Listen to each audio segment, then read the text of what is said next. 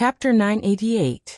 The Great Vulture Mountain, an important place of Buddhism, was not just one mountain, but the collective name of 7 huge mountain ranges.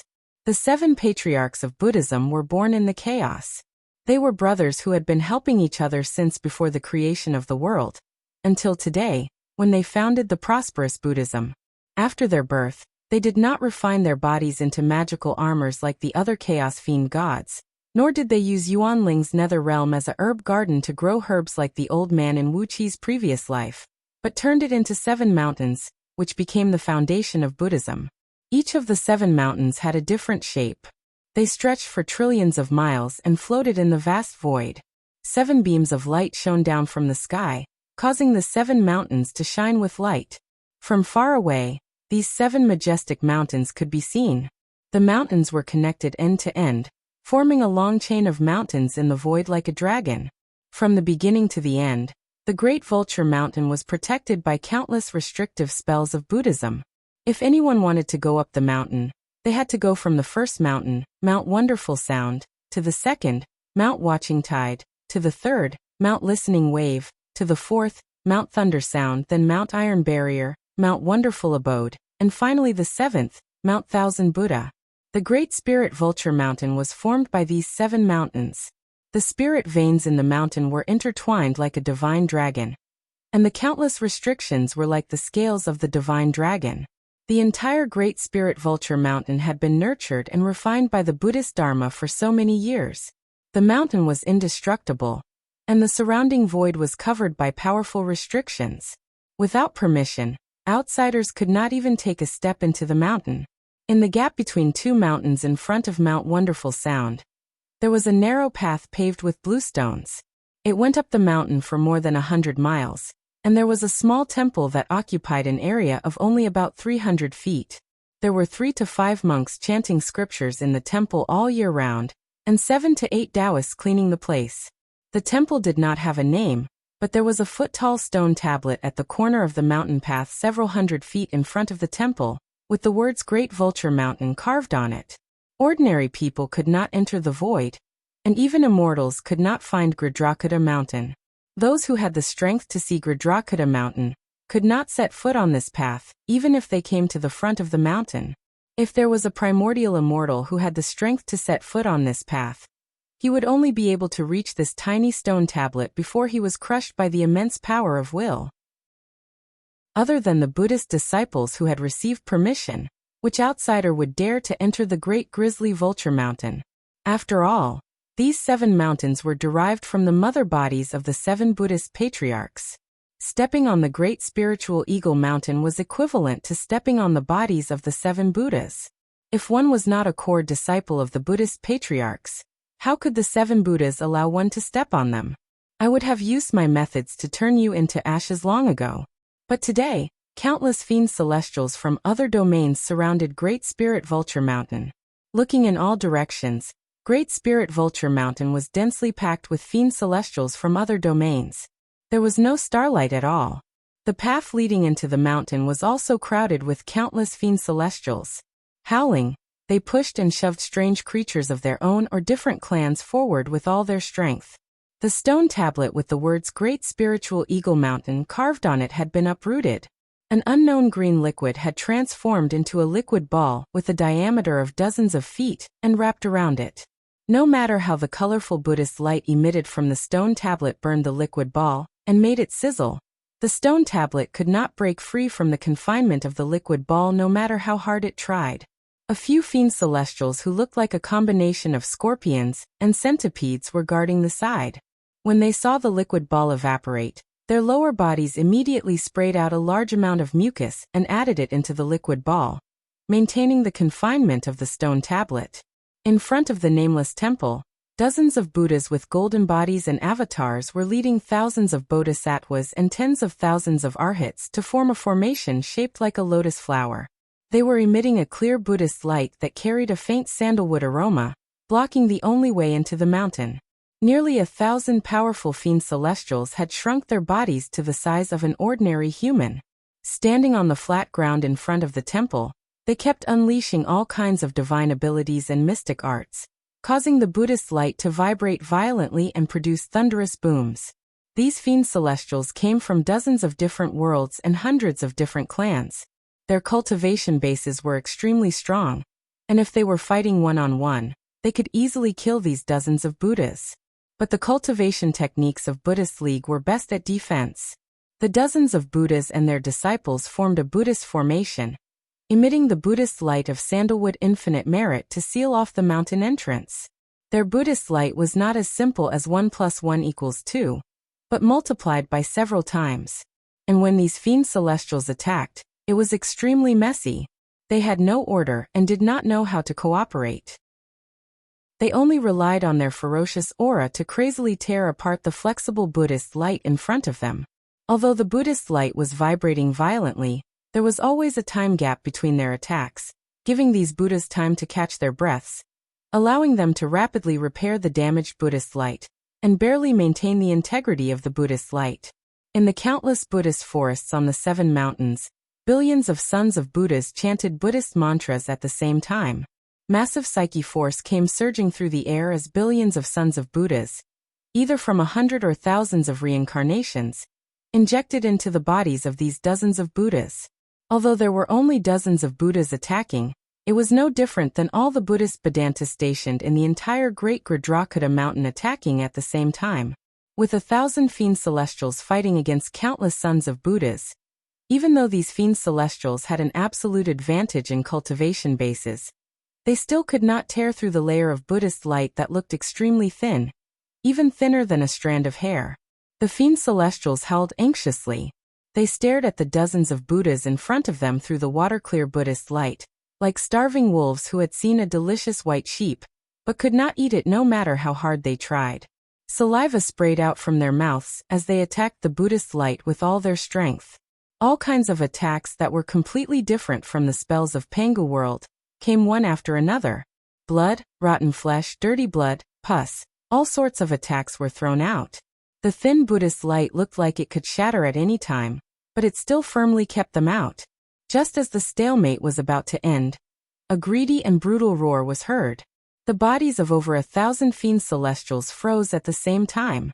Carefully, they took a few steps back, vigilantly looking at the fiend celestials who were rushing towards them from the mountain path behind them. They were like rabbits who had heard the cry of an eagle. The fear that came from the depths of their souls made them subconsciously step aside. Suddenly, the fiend celestials on the mountain path were sent flying away while screaming.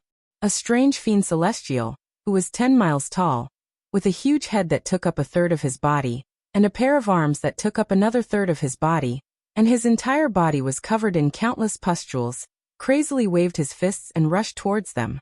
All fiend celestials along the way were sent flying away by him, and those who were hit head-on by his fists were all smashed to pieces.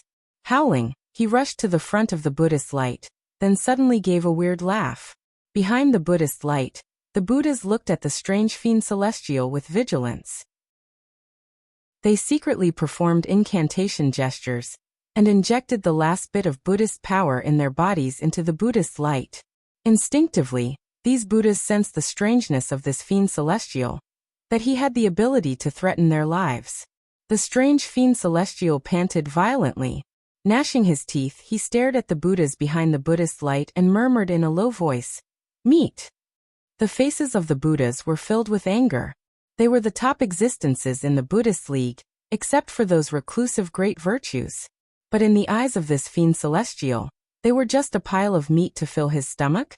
In the middle of them a Buddha, who stood about 18 feet tall, cried out in a low voice, "How dare you, you evil creature? Die now." He raised his hand, and a crimson Buddhist light sprayed out. Amidst the light, a shadow that looked like a vajra could be vaguely seen flashing across. The Buddhist light sprinkled on the fiend celestial's body. A loud boom rang out, and the skin in the middle of the fiend celestial's forehead caved in by hundreds of feet. But the skin bounced back, and there was no wound at all. Laughing strangely, the fiend celestial raised his arms, took a deep breath, and smashed them down at the Buddhist light with all his might. Time and space froze and everything froze in that instant. Only the 2 arms of the devil god were slowly smashing towards the treasured light released by the Buddha. But as time and space froze, The power of faith transmitted by countless Buddhist cultivators on the Great Vulture Mountain suddenly froze. Two disproportioned arms smashed heavily on the Treasure Light Mountain. Accompanied by a muffled boom, a hair-thin crack suddenly appeared on the thin Treasure Light Mountain.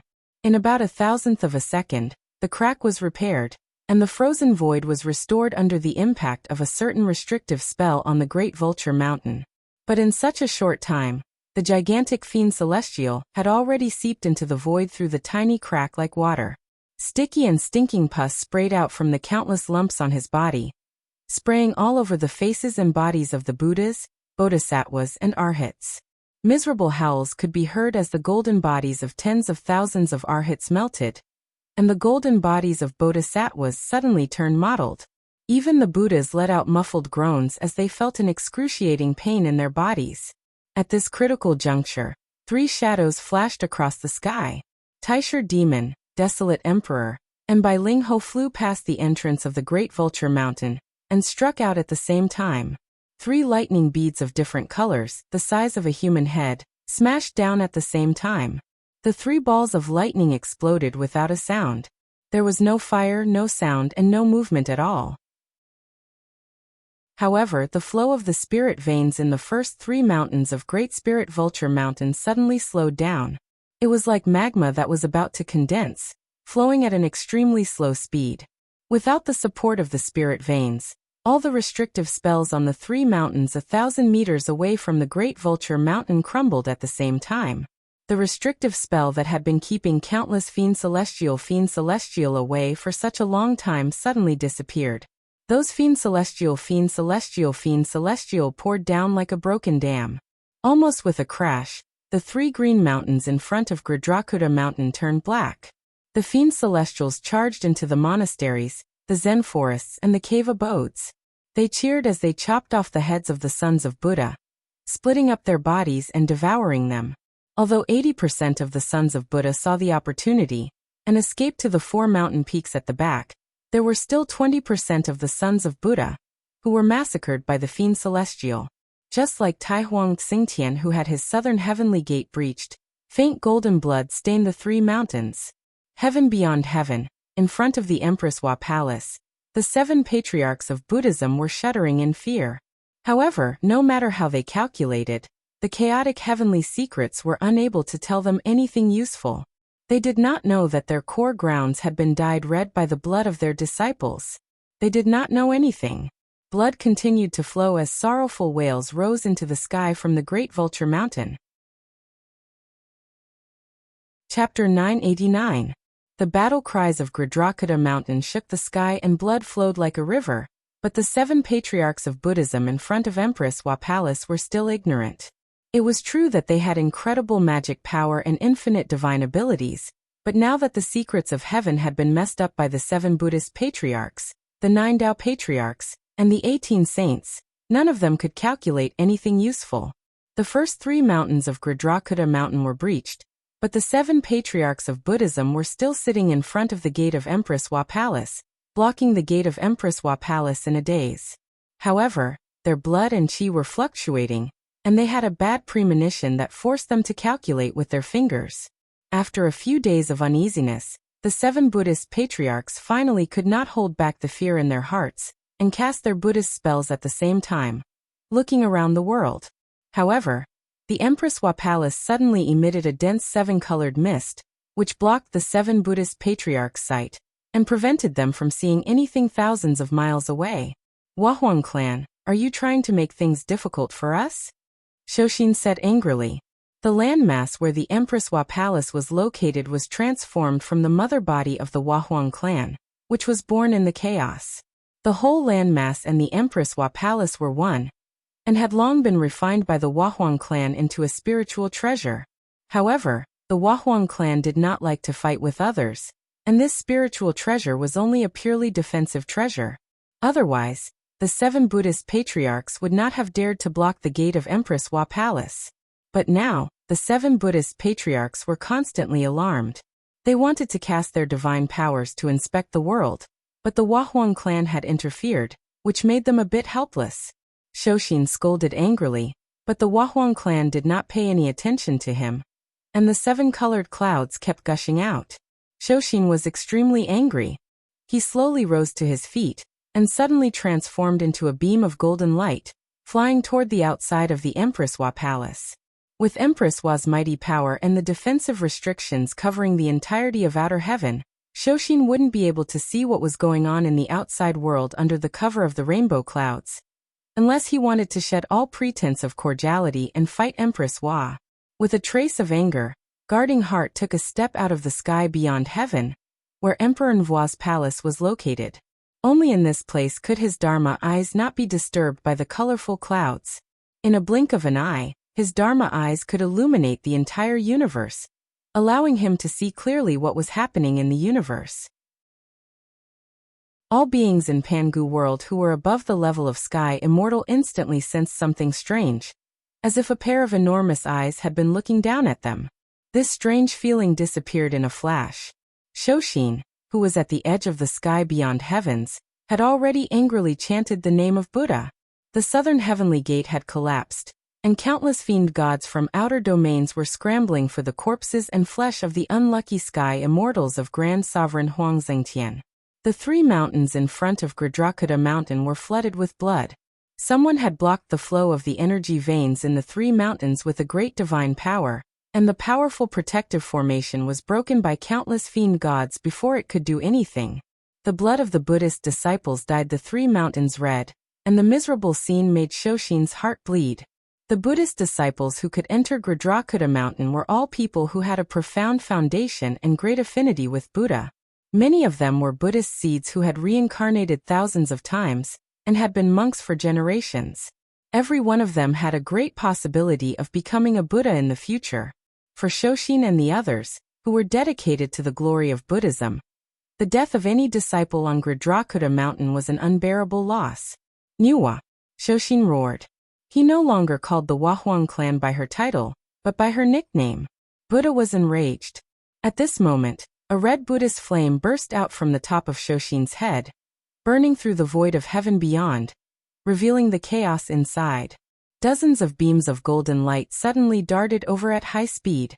Dozens of monks, whose heads were bleeding or arms or legs were broken, fell at Guarding Heart's feet in a sorry state. A bodhisattva, whose body was covered in glowing jewels, but his chest and abdomen had been heavily slashed, revealing his colorful internal organs, cried out hoarsely, "Patriarch, quickly go and save Gradrakuta Mountain. The disciples can't hold on any longer." Shoshin trembled with anger and shouted, "Are you here to deliver the news? Why are you only here now?" 2 streams of hot tears flowed down the bodhisattva's face as he cried out, "Patriarch, we can't get close to heaven beyond. Once we do, we immediately lose our way. We have mistakenly entered the chaos a few times, and many of our senior brothers were killed by natural hazards in the chaos, leaving nothing behind." Guardian Heart was stunned. His eyes widened in anger, and rays of Buddhist light shot out. Instantly, the void trembled and a few young girls with seductive figures suddenly transformed into petite and adorable beehives. They flapped their wings and rapidly flew into the sky beyond the heavens. A sheet of colorful mist swept over, and the bee tigers disappeared without a trace. Apparently, they had been brought into Empress Wa's palace by the Wahuang clan. Shoshin's Dharma eyes were very powerful. Before the girls turned into bee tigers and fled, he saw the leading girl, who was a peak stage primordial immortal, carrying a large flag that glowed with a bright light. In the middle of the flag was an ancient demon rune that emanated a mysterious aura, and the images of countless mountains, rivers, and demons could be vaguely seen in the light. Shoshin knew that this was a supreme treasure of Primal, the myriad spirit flag, which the Wahuang clan obtained from the chaos. It had the powerful effect of deterring all demons, ghosts, spirits, and otherworldly items. At the same time, it also had the power to confuse and disturb the void. Obviously, this group of young girls who had cultivated into beehive tigers had used the myriad spirit flag to isolate the communication between the sky beyond heavens and the outside world. They had used the myriad spirit flag to send the Buddhist disciples who had come from the Great Spirit Vulture Mountain to beg their patriarch to save their lives to suffer in the chaos world. It was obvious that the Wahuang clan had secretly activated the restrictive power of Empress Wa's palace to cut off heaven beyond when the fiend gods from the outworld attacked Mount Grizzly Vulture. Otherwise, the 7 Buddhist patriarchs would not have been so slow to realize that so many of their disciples and grand-disciples had been killed. Shoshin was so angry that his limbs were trembling. He suddenly recalled the warning that the Wahuang clan had given him. It could not be any more accurate. A woman's heart was the most vicious. The Wahuang clan's plan was closely followed by the other, one closely interlocking with the other, leaving no loopholes. Shoshin and the rest had suffered a great loss. Mount Grizzly Vulture was the foundation of the Buddhist League. If the Mount Grizzly Vulture was really breached by the fiend gods from the outworld, the 7 Buddhist patriarchs could forget about bringing glory to the Buddhist League. Even now, if the fiend gods from the outworld took another step on the first 3 mountains of Mount Grizzly Vulture, it was equivalent to giving the 7 Buddhist patriarchs a tight slap to their faces. Now they were slapping the faces of the 7 Buddhist patriarchs, so hard that Shoshin felt as if his internal organs were burning, as if there was boiling oil inside him. Niwa! Shoshin roared into the sky once again. He roared like a Vajra lion, and rushed back to heaven beyond. The colorful mist spreading out from Empress Wa Palace gradually dispersed, and the cold voice of the Wahuang clan was heard, with a hint of inexplicable charm. Shoshin, what are you shouting for? You blocked the gate of Emperor Nvua's palace and forbade me to go out. I've already tolerated it. But you even yelled and disturbed the peace of Emperor Nvua's palace. Don't go too far. Shoshin raised his right hand and cast a Buddhist palm incantation down toward Empress Wa Palace. The sound of chanting filled the air, and a strong scent of sandalwood wafted in the air. A huge hand, measuring 10,000 miles in circumference, which looked like it was carved out of pure gold, and was emitting a bright white gleam, appeared in the sky and smashed down toward Empress Wa Palace. Prince Chongqing broke the void with the mirror of Kunlun, cried Shoshin. He led the fiend gods from outer domains to invade Pangu world, and slaughter the disciples of the Buddhist League. Yet you say I'm going too far? A beam of red light shot up into the sky from Emperor Nvua's palace. The Buddha's palm shattered the red light inch by inch, then slowly pressed down. However, the golden glow of the Buddhist palm was gradually worn away and dimmed. Finally, when it was about to press down on Empress Wa Palace, a new beam of red light rushed out and shattered the Buddhist palm. From this, it could be seen that the cultivation base of the Wahuang clan was indeed much weaker than that of Shoshin. A casual palm strike from Shoshin required 2 consecutive strikes from the Wahuang clan with the help of Empress Wa Palace, a defensive spirit artifact, to neutralize it. The cold voice of the Wahuang clan rang out slowly.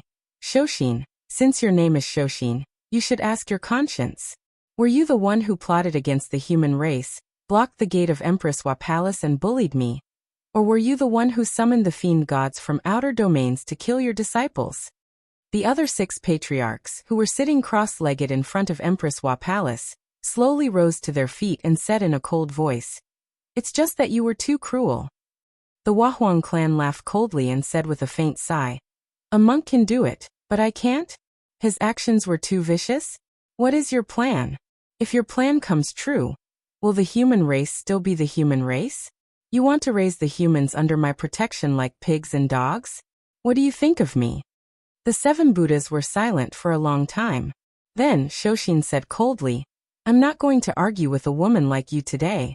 My junior brothers, let's go back to the Great Vulture Mountain and kill all those fiend gods first. Then we'll come back to seek justice." With a cold snort, the 7 Buddhas were about to leave, but the Wahuang clan laughed and said, "Justice? Justice is in the hearts of the people, and it's not something you Buddhas can say. You want justice? I'm going to seek justice from you today. If you want to save the Great Vulture Mountain, you'll have to be a genius beyond the heavens." 2 mighty and unparalleled auras rose into the sky, followed by a beam of spiritual light. With the 4-legged square cauldron above the Wahuang clan's head, the Yellow Emperor Xianyuan, and the Yen Emperor Shenong on her left and right, the 3 of them rushed straight out of the Empress Wa Palace.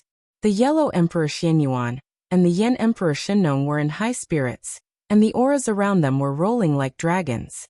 The billowing purple aura mixed with the endless chi of merit surrounded them, and the aura made the 7 Buddhas exclaim in unison. The Yellow Emperor Xianyuan and the Yen Emperor Shenong had already successfully fused with the Tao and stepped into the ranks of the top existences in the Pangu world, achieving immortality and indestructibility. What made people even more helpless was that, just like the Wahuang clan, they fused with the immeasurable virtue and the immeasurable psyche power of the human race, and they formed the golden body of merit. This made the 7 Buddhas so angry that their claws were numb, but they dared not to really attack them. The golden body of merit was protected by the heavenly Tao, and whoever dared to touch them might be immediately punished by the heavenly Tao. Even figures like the 7 Buddhas were not willing to fight recklessly. If the golden body of merit was not such a cheat-like existence, how could the 7 Buddhas gather their strength to stop the Wahuang clan? With their cultivation, 2 of them could suppress the Wahuang clan and make her unable to move. Because they did not dare to attack the golden body of virtues recklessly, the 7 Buddhas could only envelop the entire palace of Emperor Enviwa with their enormous willpower, and block the exit of the palace of Emperor Enviwa by taking a beating. That was why the little maids of the Empress Wa Palace dared to take turns to fight the 7 Buddhas. The Wahuang clan looked coldly at the 7 Buddhas, who were speechless, and said softly, "I told you, you won't be able to walk out of the human realm beyond heaven easily." 5 figures flashed out of the air, and a deep and hoarse voice slowly sounded. "Monk, we all think that the human race is still better than the human race." Chapter 990. He was Taoist Crimson, one of Taoist Longbrowd's 3 first disciples. His cultivation base had reached the first tier of the Tao-breaking realm, and he was kind and warm-hearted. He had an excellent reputation in the Tao League. The 9 Daozu sat cross-legged around the list, their faces solemn. More than 90% of their divine sense was immersed in it. Ever since Pangu created the world and the 9 patriarchs of the Tao League fused with the Tao, the general trend of Pangu world had been planned, plotted, and driven by them. The chaos fiend gods falling like rain was something that they could easily calculate. The 33 heavens shook, and suddenly, Taoist Longbrowd's furious roar rang out from within the Daoyu Ocean. Above the 33 heavens was the supreme Daoyu Ocean. Once these souls were conferred as gods, the entire Pangu world would fall into the hands of the Tao League. But this time, they were going to become gods in Pangu world, and the vast Pangu continent needed a powerful artifact that could control and monitor the entire Pangu world to refine the investiture of gods. Therefore, the 9 Daozu had joined hands and refined the supreme treasure of primal used by the celestial court to monitor Pangu continent into the investiture of gods, which was also the ultimate version of the countless investiture of gods. There were 36 entrances to the Taoist palace, and each entrance had 9 palaces from left to right. Starting from the first hall, the further back one went, the taller the hall in the middle became. The last hall in the middle of the Taoist palace was more like a tower than a hall. The 36 halls corresponded to the 36 heavens of the Taoist sect. There were many doors on each level of the hall, and in front of each door stood a giant golden armored heavenly general. But with 90% of his divine soul fused with the investiture of gods, he could not act rashly in a hurry. After pondering for a long time, the Taoist suddenly reached out a hand and made a grabbing motion. The bronze sword breaker he used to fight great horns last time glowed faintly and fell into his hand. And this time, they had the entire human race in their calculations. Once they succeeded, Pangu world would be in their hands. Even if the 7 patriarchs of the Buddhist League got some benefits, it would not hurt the general trend.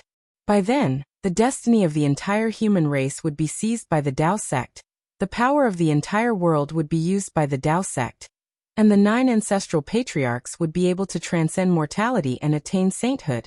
The slightest mistake in one's mind during artifact forging would result in failure, not to mention that they were forging a grand mist artifact. Tao Integration Realm? What would the Tao Integration Realm amount to then? To be honest, the Daozu were also a little uneasy about the investiture of the gods in their hands. Thus, every soul was carefully selected, and every soul was extremely important. How could they allow them to do as they pleased within the divine sealed decree and devour each other? The 9 Daozu were preparing the souls for apotheosis. They were not the natal fiend gods that the immortals of the fiendish Tao kept in their magic treasures, nor did they keep the natal poison goo. They could not let these souls devour each other. There was not the slightest sound in the vast Tao palace. Immortals dressed in Taoist robes sat in groups of 3 to 5 in each of the palaces. They were either quietly cultivating, reciting scriptures, or concocting elixirs and weapons. Everyone had their own things to do, but no one dared to make any noise. The souls that were sucked into the divine sealed decree kept clamoring to devour each other, and kept clamoring to refine and control the entire investiture of the gods, which greatly weakened the power of the divine sealed decree, and prevented it from monitoring the deaths and injuries of all living beings on Pangu continent normally.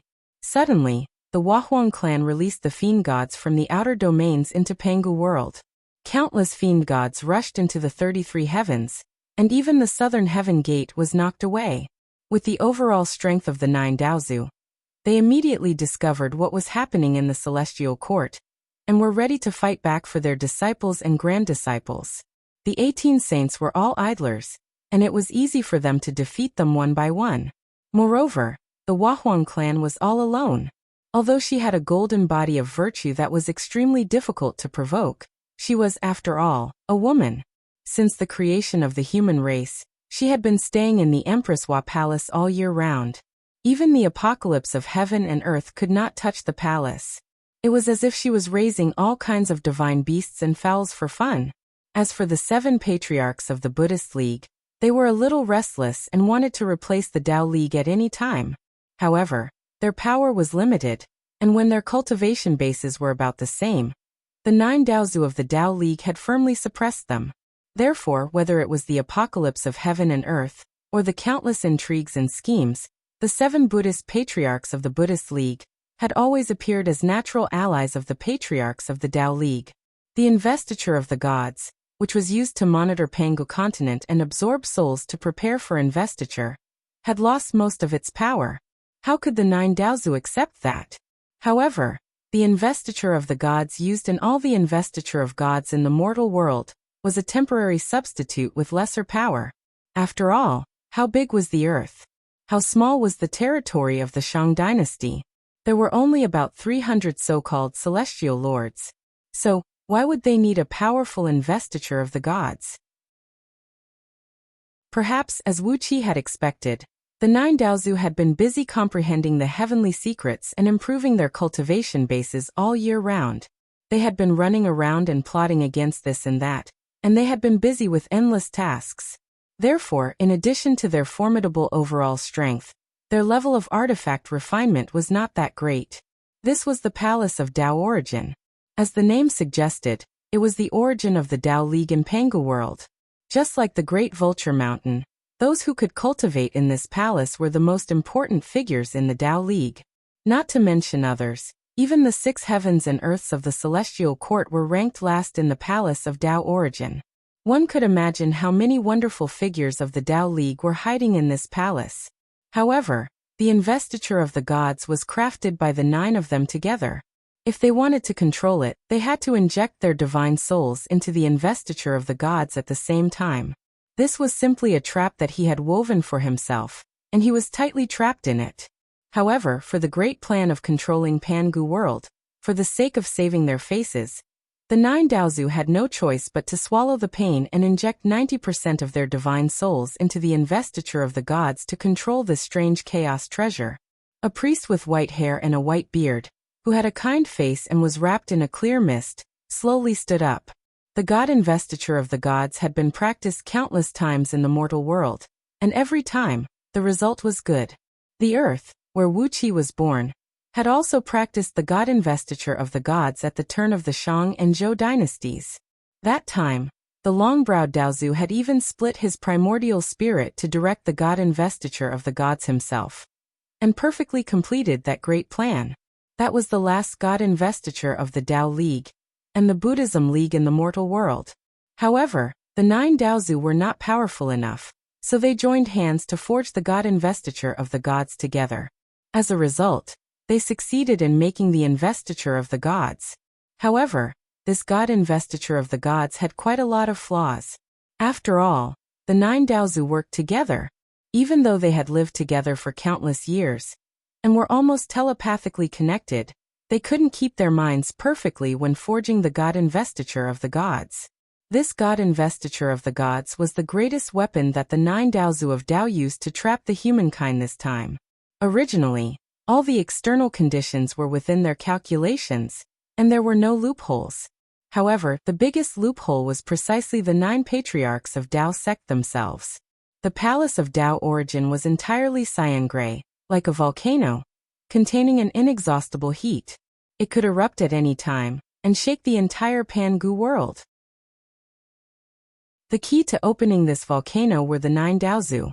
Everything in the palace of Tao origin was under their control. It could even be said that before today, the entire Pangu world was under the control of the 9 Daozu. Because of the greatly weakened power of the God Investiture, Wuxia was severely injured by the counterforce when he destroyed a soul for the first time, but remained unharmed after that. Of course, Wuxia had isolated the aura with the fiend-slaying sword formation, but it also had something to do with the greatly weakened power of the God Investiture. In the last courtyard of the Palace of Tao Origin, on the top floor of the tallest hall, a golden light enveloped the entire hall. Within the golden light was a vibrating purple God Investiture.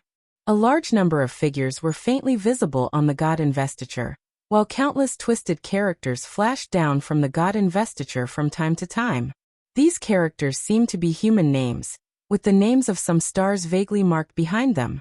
"Chicheng, take the God-whipping whip and kill all those evil creatures," said the long-browed Taoist with a cold grin. "They have invaded Pangu world, but they have delivered themselves to us. Choose those with stronger cultivation bases and kill as many as you can, so that you can accumulate some virtues." When the God Investiture absorbed the first soul, the soul of Lord Baoang, the crown prince of the celestial court, who was killed by Wuxia as a sacrifice, it began to change. The soul that was sucked into the God Investiture almost instinctively wanted to control and occupy the God Investiture, and as the God Investiture kept sucking in more souls from Pangu continent, the competition inside reached a fever pitch that could make anyone collapse. Not to mention that they were allowed to occupy the God Investiture. If this were to get out, it would be a joke, and the 9 Daozu could not afford to lose face like this. Above the boundless purple mist, a simple and heavy Tao palace was steadily carried on the backs of 4 sacred beasts. The azure dragon in the east, the vermilion bird in the south, the white tiger in the west, and the black tortoise in the north. All 4 sacred beasts were about 1,000 miles long, and a vast light was radiating from their backs, which turned into a thick light wheel, on which stood the Tao palace. Especially this time, they were working together to refine a supreme artifact of primal, which they were going to turn into the ultimate version of the God Investiture, which would have all kinds of unimaginable functions. It was an extremely huge project, and if any step went wrong, there would be unpredictable changes. So when Lord Baoang's soul began to refine the God Investiture, one of the Daozu immediately stopped him with great magic power. But the good times did not last long. More and more souls entered the God Investiture. While devouring each other, they racked their brains to try to occupy the God Investiture, which drove the Daozu crazy. Now the God Investiture had stored the souls of hundreds of thousands of people. Only a few of them had the fate to be conferred as celestial lords, but the others were also very important candidates. They would be conferred as mountain gods and water gods of the mountains and rivers of Pangu continent, as well as city gods and land gods of the various cities. This system of clergy had been practiced by the celestial court for countless years in the mortal world, and it had long been proven to be a mature, reliable, strict, and highly controllable system. After receiving the whip with both hands, Taoist Scarlet bowed to Taoist Long Eyebrows, then transformed into a beam of light and flew out of the palace of Tao Origin. Not to mention the importance of the God Investiture to their overall plan, just this matter alone would make them lose face. Therefore, the 9 Daozu could only pour their enormous divine souls into the God Investiture to deter the countless souls in it, and prevent them from devouring and fighting at will. The other was to activate the power of the God Investiture, so that it could exert its strongest power to monitor the entire Pangu continent. That was where the flaw lay. Standing outside the Daoyuotian palace, Taoist Scarlet wielded the whip with all his might and lashed it out. A loud rumble rang out, and the cries of the 6 celestial emperors rang through the heaven and earth. A beam of light descended from the sky and shattered more than 70% of all the immortal spells and restrictive spells in the 33 heavens. Chapter 991. Taoist Crimson's whip broke 70% of the restrictions, and the 33 heavens fell into a deathly silence. Not to mention the 6 celestial emperors, countless celestial lords, heavenly officials, spirit officials, immortal monarchs, heavenly lords, heavenly generals, heavenly kings, and other high-level members of the heavenly court, not to mention the long-eyebrowed Taoist, whose face was ashen and whose aura was extremely chaotic. Even the fiend gods from the outer domain were staring blankly at the 33 heavens that had become a thoroughfare. The 33 heavens were very difficult to attack. Just the southern heavenly gate alone was enough to hold off the fiend celestials of the other realms for a long time. Not to mention the higher the sky, the more powerful the restrictive immortal spells became. There were all kinds of soul-destroying immortal light, annihilating magnetic light, and other vicious things. Even the fiend celestials of the other realms, whose cultivation had reached the Tao-breaking realm, would be peeled off several layers of their skin when they encountered these powerful immortal spells. Just Sovereign Huang Zhengtian alone had killed so many immortals that their blood flowed like a river. And the terrifying restrictions had also killed 3 times the number of celestial gods that had perished in battle. Fighting on their home ground gave them an absolute advantage, not to mention that their home ground was called the 33 heavens. However, Taoist Crimson's whip was similar to the investiture of the gods, which was made by the 9 Daozu using a primordial treasure.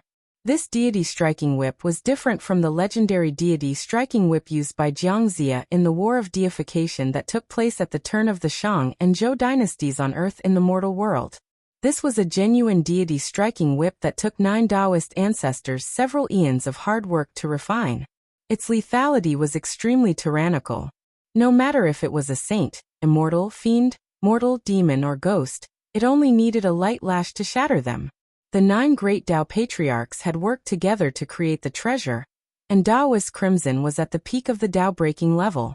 The restrictive spells of the 33 heavens had been set up by previous celestial emperors, and among the thousands of celestial emperors, only a handful had reached the Tao-breaking level. That was why Taoist Crimson's whip had almost shattered the 33 heavens. The celestial gods looked down at the countless celestial gods of the 33 heavens, their faces pale. The fiend celestials of the other realms drooled as they looked at the countless immortals in the 33 heavens. All of a sudden, a loud rumble rang out. Thousands of fiend gods from outer domains, who were forced to shrink their bodies to the size of ordinary humans, laughed wildly as they expanded their bodies to thousands of miles tall. With every step they took, they crossed thousands of miles and quickly rushed past Grand Emperor Huang Zhengtian, leading countless fiend gods to charge even higher into the sky. Along the way, all the advisors of the celestial court who dared to stop them were smashed to pieces by these fiend gods. Whether they were heaven immortals, gold immortals, or primordial immortals, they were as weak as tofu in front of these leaders. On the surface, there were no more than 100 primordial immortals in the entire celestial court.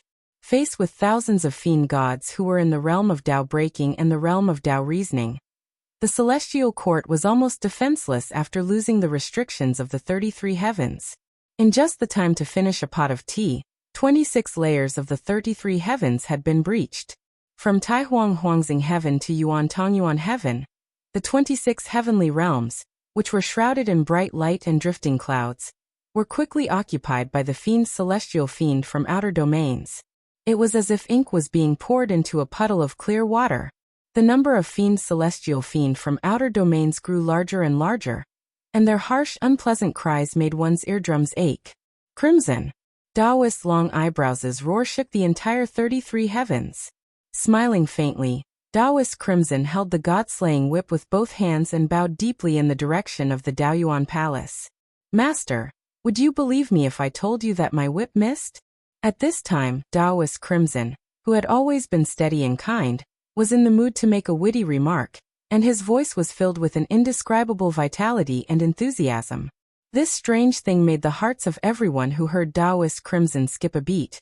and a chill ran up from the soles of their feet. Not to mention the 6 celestial emperors, even the 9 Daozu froze, as if something extremely frightening was happening. Large sheets of immortal light sprinkled down from the Daoyu Ocean Palace, rapidly repairing the restrictions of the 33 heavens. At last, the 9 Daozu had struck out in person. But as more than 90% of their divine souls were tied up by the investiture of the gods, the power of the various restrictions they had set up in the sky was limited, and could only block the attacks of those celestial fiends celestials from outer domains below the realm of primordial. The leaders of the stronger celestial fiend celestials could still come and go with great difficulty, braving thunderbolts and flames to kill all the immortals they saw, greedily devouring everything they had. But after all, the investiture of the gods was close at hand. While the flesh and blood of the immortals were devoured, their immortal souls were still sucked into the investiture of the gods. But this was not what the 9 Daozu wanted to see.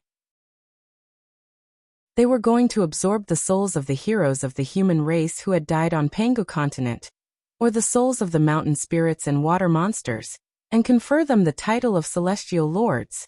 So, what was the point of absorbing the immortal souls of countless immortals who had become the subjects of the celestial court? Originally, immortals had the hope of making continuous progress, but once they were conferred the title of celestial lord, their fleshly bodies would be imprisoned by the natal star power of the stars, and it would be difficult for them to make any further progress in the future. How cruel was this for an immortal? How could they be willing to be conferred the title of celestial lord? On top of that, the investiture of the gods had only absorbed a wisp of the true spirit in their immortal souls, and more than 90% of their power had dissipated. So even if they were possessed, they would have to cultivate for many years to regain their cultivation base and magic power. And where could they find so many bodies with excellent aptitudes to possess? If they were reincarnated, who knew what they would become after that? Not to mention that the Buddhist League was restless now. The Shizo dynasty was still entangled with the Ling dynasty on Pangu continent, and the Buddhist League had planted countless spies in the 6 paths of reincarnation. Perhaps, more than 90% of the immortals of the celestial court would have to enter the beast realm after reincarnation on a large scale. After considering all kinds of possibilities, the 9 Daozu were stunned to find that Scarlet's whip had given them a great, almost unsolvable problem. The 26 heavens had almost collapsed, and so many immortals and immortal officials had been lost. They were the elites of the Dao League who had spent countless efforts and time to gather since the current great celestial emperor Ziwei Lingying ascended to the throne. The whip had basically returned the celestial court to the miserable state it was in at the end of the last apocalypse of heaven and earth. The loss was too heavy. Beams of immortal light kept sprinkling down, quickly repairing the immortal magic and restrictive spells of the 33 heavens. Suddenly, a beam of light fell from above and enveloped Scarlet, who did not resist and let the light suck him back into the palace of Dao origin. In front of the 9 Dao ancestors, Crimson Taoist respectfully returned the god-striking whip to Long Eyebrow Taoist. He cupped his hands and bowed respectfully to Long Eyebrow Taoist. Dao Ancestor, the fruit of today is the cause of the past. I hope Dao Ancestor will forgive me for my disobedience today. Long Eyebrow Taoist took a deep breath. Instead of calling him master, he called himself Daozu. What was wrong with Scarlet Taoist? His body trembled as he looked at Daoist Crimson. This was one of the 3 prime disciples whom he had painstakingly cultivated and protected over countless eons, allowing him to avoid countless apocalypses of heaven and earth. The Taishang was emotionless, but who could truly be emotionless? Looking at Scarlet Taoist, the long-eyebrowed Taoist felt a sharp pain in his heart, as if someone had torn a bloody wound in it. The long eyebrows Taoist laughed dryly, gritted his teeth and said, Chi-chung. You. Gu-chun? Heh, Gu-chun, you call yourself Gu-chen? Looking up at the sky, the long-eyebrowed Taoist tried hard to find the impression of this name in his long-forgotten memory. Crimson Taoist straightened his body and nodded slowly. With a relaxed and relieved smile, Akashiro sighed and said, Yes, Daozu, do you still remember that fisherman Gu-chen on the bank of the Chushui River? Daozu said that Gu-chen was destined to become an immortal, and disregarding Gu-chen's wish, he forcibly took Gu-chen as his disciple. The long-eyebrowed Taoist's face turned pale. Trembling, he stared at Scarlet Taoist and said, "Fisherman Guqian, you are already an immortal, so why do you still remember what happened back then?" Fisherman Guqian, hee, after all these years, how have I treated you? You Fisherman Guqian. Good. Looking at the long-eyebrowed Taoist, Scarlet Taoist sighed and said, "It's true that immortals are free and unfettered, and live a long life, but Guqian does not want to be an immortal. He only wants to be a human being." Sighing softly, Scarlet Taoist continued in an intoxicated manner. "Master, junior brothers, you have been immersed in the boundless heavenly Tao day and night, calling yourselves the Taishang and emotionless immortal. You have been meditating in the palace of Tao origin or in the outer heaven immortal mountain, just to improve your cultivation base, magic power, divine soul, and everything that can be improved. You have no parents, no wife, and no children, standing high above the masses, regarding all living beings as ants." With a sigh, Scarlet Taoist looked up at the ceiling and said in a low voice, "And I still remember my wife, my son, my dog, and my boat on the river of Chu. When I woke up in the morning, I caught a fat fish, filled a pot of water with water, and stewed a pot of fish soup. I watched the morning mist dissipate, watched the morning glow rise, watched my wife and children play, and the yellow dog howl happily. How happy was that?" The faces of the 9 Daozu darkened as they stared at Scarlet Taoist, as if they had just seen a ghost. What Scarlet Taoist said had completely overturned something in them, and at the same time, aroused some of the deepest fear in their hearts. Glancing around, he glanced at the 9 Daozu, then at the dozens of Daozu's premier disciples, over 200 true disciples, and nearly 1,000 personal disciples who had rushed here after hearing the news. Scarlet Taoist chuckled and said, "We regard all living beings as ants. Yes, ants have a short lifespan. In the time we spend in seclusion, perhaps the human emperors of Pangu continent will change 3 to 5 generations. We stand high above the masses, and with a casual strike we can turn thousands of cities into dust. We have countless disciples and second junior brother. I reckon that you have nearly 100 ancestral masters who founded your sect, and countless disciples and grand-disciples, right?" A black-bearded Taoist nodded silently, his expression strange as he looked at Scarlet Taoist. Scarlet Taoist nodded and said, "Yes, we have countless disciples and grand-disciples, and we even have disciples who have broken through to the realm of Tao breaking. Primordial immortals are our grand-disciples, and gold immortals are our grand-disciples.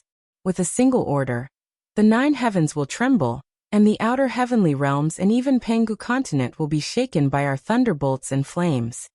With a wry smile, Scarlet Taoist shook his head and said, "We stand high above the masses and regard all living beings as ants. But putting aside the 9 Daozu, do you still remember the pain, sorrow, and joy you experienced when you were ants? Do you still remember the flowers in spring, the green grass in summer, the golden wind in autumn, and the white snow in winter? Do you still remember all the flavors? Do you still remember your parents when you were human? Do you still remember your relatives when you were human? Do you still remember your old friends when you were human? What are you trying to do?" Taoist's long brows interrupted Scarlet Taoist. Looking at him, Scarlet Taoist sighed and said, "I don't want to be an immortal, but a human." After a long silence, Taoist's long brows clenched his jaw and asked word by word, "How many people like you are there in Tao League?" Scarlet Taoist smiled and said softly, "You'll have to ask Goddess Nuwa about that." There was a dead silence in the palace of Tao origin. The faces of the 9 Daozu were ashen. Chapter 992. The eldest Daozu looked at each other for a long while, then slowly glanced across all the first disciples, true disciples, and direct disciples in the hall. Over 1,000 top-grade powerful beings in Pangu world had their mouths, noses, and hearts fixed on their faces, remaining motionless like wooden statues. They were all devout warriors with great Tao, and seemed to be the true disciples of the 9 Daozu, loyal and courageous. However, Scarlet Priest, one of the 27 top first disciples of the 9 Daozu, was also standing here. He remained motionless, with a faint smile on his face, as if he was still the filial disciple and true disciple of Long Eyebrow Priest. Abruptly, a gust of wind rose from the hall. A visible cyan gust of wind surrounded Scarlet Priest and disabled him from moving. Long Eyebrow Priest let out a long breath and said blandly, "Go to the Empress Wa Palace and curse the Wahuang clan for 10 minutes. Give up those strange thoughts in your head, and you will still be my best disciple." Scarlet Priest could not move. He only smiled and said, "Daozu is joking." Long-Eyebrowed Taoist quietly looked at Scarlet Taoist, and Scarlet Taoist also quietly looked at him. Both of their eyes seemed to be surrounded by nebulas, sparkling with mysterious light spots, each containing the endless mysteries of the world. After a whole 2 hours, Long Eyebrow Priest said in a low voice, "You have always been my best disciple. I believe that the next one who can fuse with Tao will either be Reverend Qiang, the eldest disciple of your uncle White Eyebrow, or you." When Long Eyebrow Priest said this, his mouth corners were trembling. His heart, which had been as still as a rock in a dead tree for countless years, was aching, and even his voice was trembling. For Tao integration stage cultivators, it was virtually impossible for them to affect their mental states. But this time, because of Scarlet Priest's betrayal, let's call it a betrayal, Long Eyebrow Priest was deeply hurt. Scarlet Priest failed to get any response from Long Eyebrow Priest. He just smiled, looked at Long Eyebrow Priest and slowly nodded. Long Eyebrow Taoist was silent for a long time again. Then he gritted his teeth and said, "To be immortal and to be free and unfettered, what's wrong with being an immortal? The human race is like a bunch of ants, born in the morning and extinguished in the evening. They can't even control their own fate, so what's so good about being human?" Scarlet Taoist finally spoke.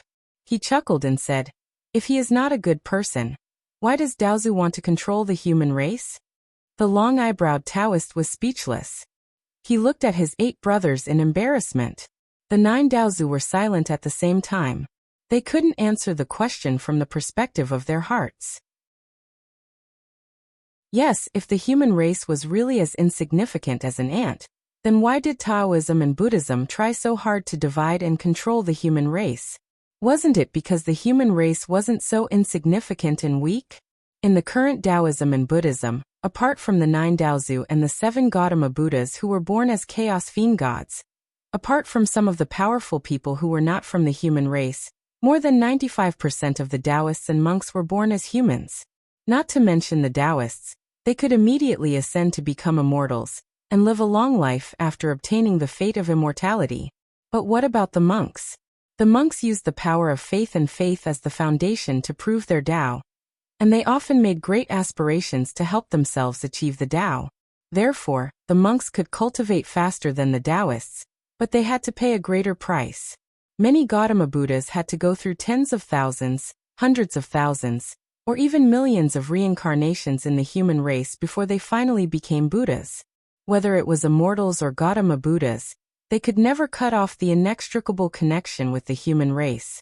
No matter how much they despised the weak, and uncivilized human race, even if the heavenly Tao didn't recognize them as part of the human race, they were still humans after all. Just like a big tree laughing at the insignificance of a small seed. The long-eyebrowed Taoist said that the human race was insignificant, but it was actually a criticism. What he was criticizing was not other people's hearts, but his own. However, Scarlet Taoist's rhetorical question made the 9 Daozu speechless. After another long silence, the long-eyebrowed Taoist sighed and said in a low voice, "What a criticism." He smiled bitterly for a long time, then asked Scarlet Taoist curiously, "Did the Wahuang clan find you only after you became my disciple?" Scarlet Taoist looked at the long-eyebrowed Taoist with a deep nostalgia in his eyes. After pondering for a long time, Scarlet Taoist said in a low voice, "Do you remember that when Daozu forcibly recruited the fisherman Gu Chen as his disciple, the world was still ruled by the sacred emperor of the human race, Xuanqiu?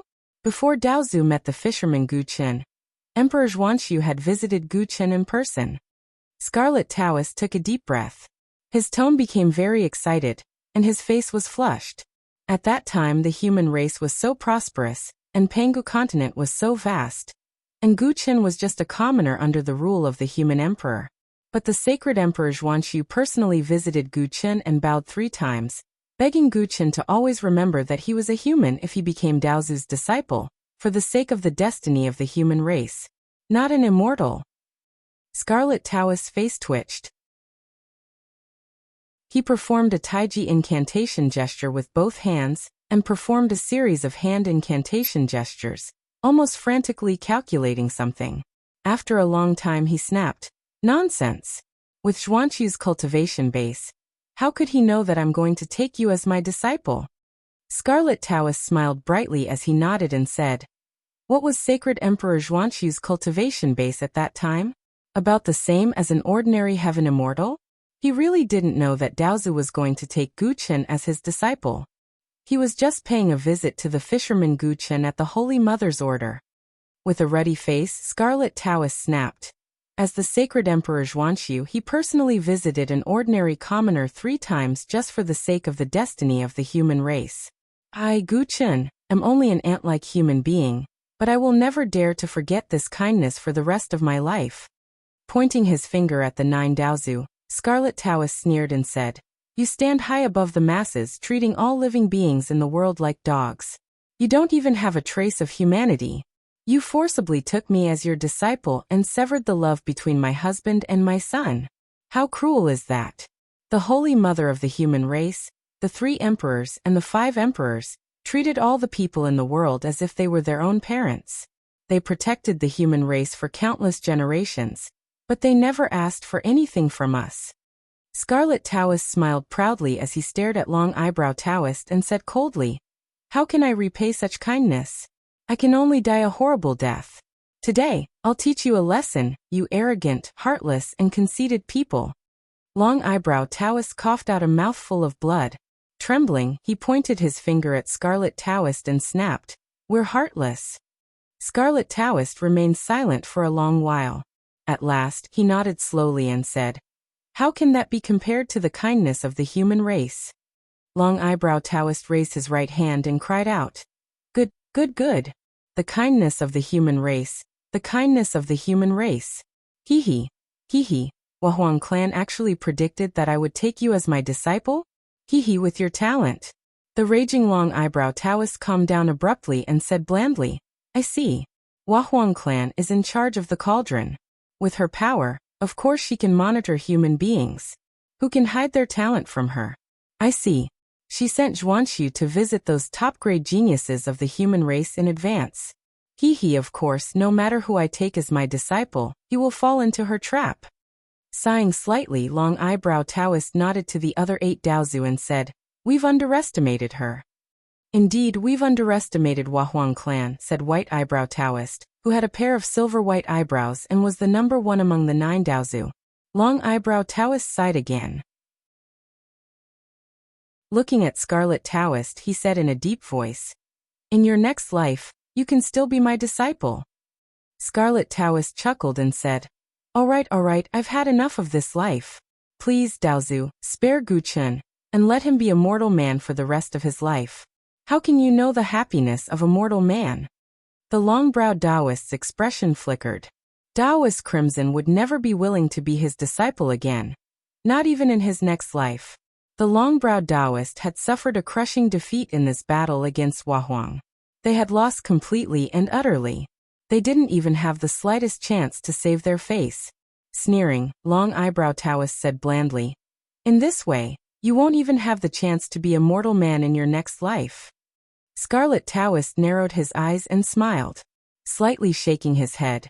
He carelessly began to sing a simple melody. It was a folk song, but filled with a surging vitality. At first he was a bit out of practice, but soon he began to sing aloud. Amidst his song, there were creaking sounds of boats, rushing water, fish eagles spreading their wings, and a beautiful and hard-working woman hurriedly casting a fishing net. A drop of purple tear slowly trickled down from the corner of Long Eyebrow Taoist's left eye, instantly transforming into a purple lotus that rose into the air and floated above his head. Sighing slightly, Long Eyebrow Taoist gently lowered his raised right hand. Immediately, the golden body of Scarlet Taoist, which had been tempered through countless trials and tribulations, shattered, transforming into countless streams of purple light and dissipating in the air. A hazy silhouette floated in the hall as Long Eyebrow Taoist said harshly, "I'm asking you for the last time, Scarlet, do you regret it? Are you willing to become my disciple again? Scarlet Taoist laughed out loud and said, Please Daozu, just call me Gu Chun.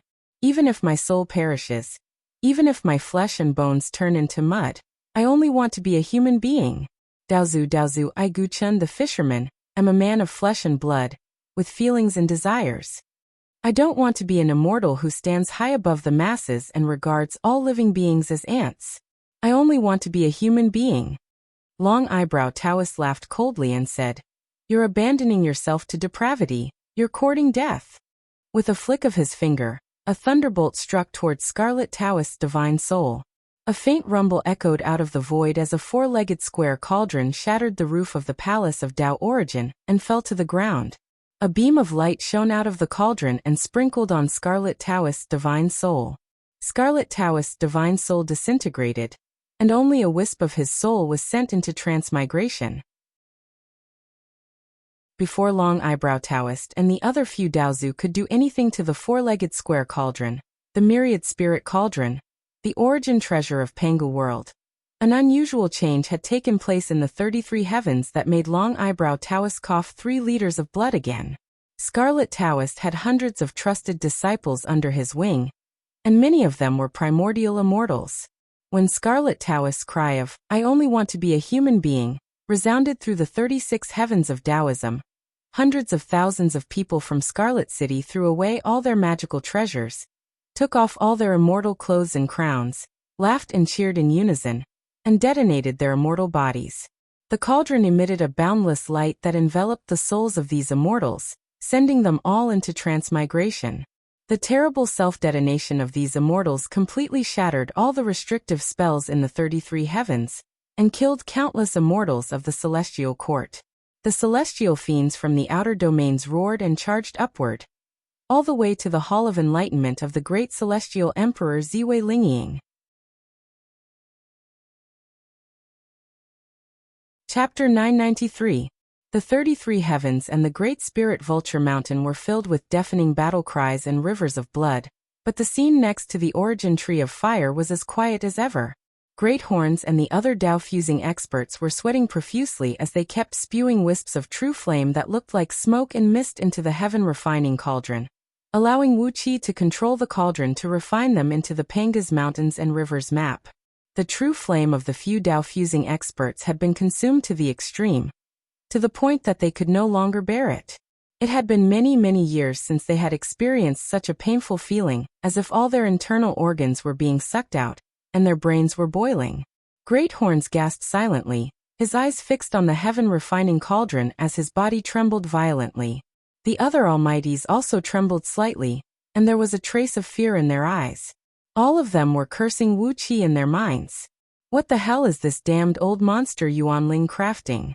How could he control the true flame of a few Dao-fusing experts to refine magic treasures with just his cultivation base at the peak of the Dao-breaking realm? Although only a few years had passed in the outside world, millions of years had passed inside the Dark Een Celestial Tower, where Wuxia, Great Horns, and the others had worked together to speed up time. The cauldron had been spewing the true flame for millions of years, and the cauldron had been plundering the true flame of Great Horns and the others.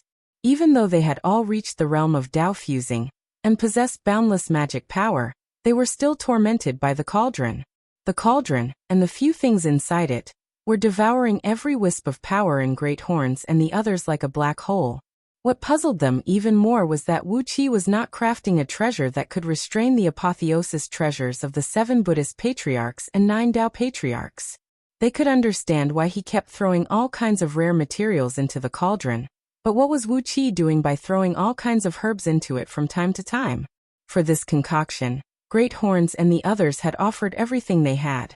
In addition to countless rare ores, there were also innate and acquired supreme-grade herbs.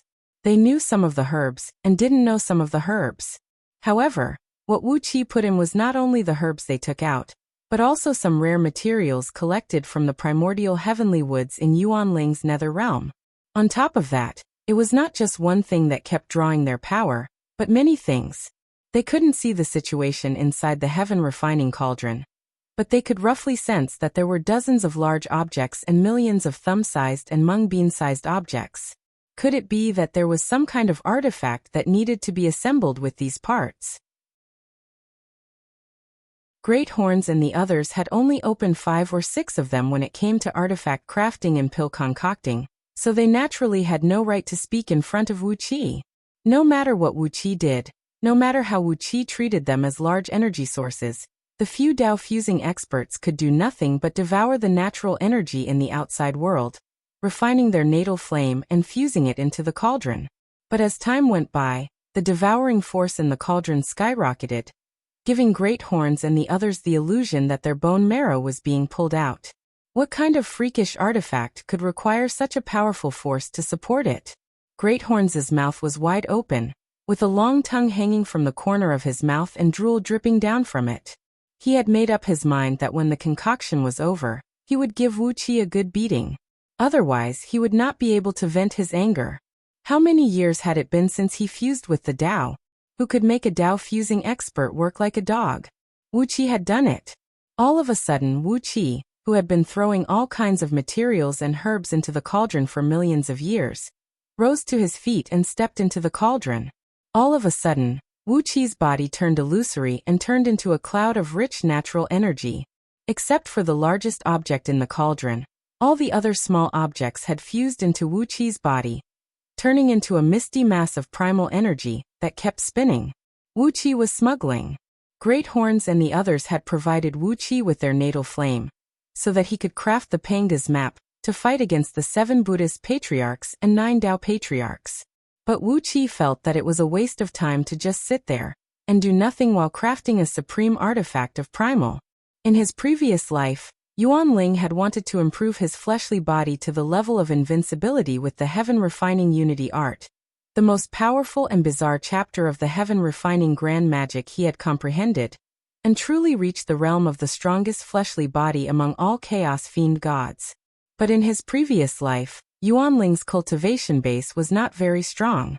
He had worked hard for a long time, but he could not gather all the materials he needed, and he did not have enough cultivation base to melt the materials he obtained. But this time, he had a few mighty Dao fusing experts to selflessly provide him with their natal true flames, and countless materials to waste at his will. Wuxia immediately thought of the last chapter of the Heaven Refining Grand Magic, the Heaven Refining Unity art.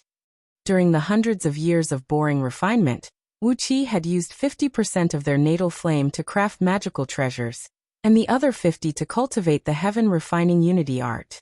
In any case, although these guys were Dao fusing experts, they basically knew nothing about alchemy and artifact refinement, so they had to endure whatever Wuxia did.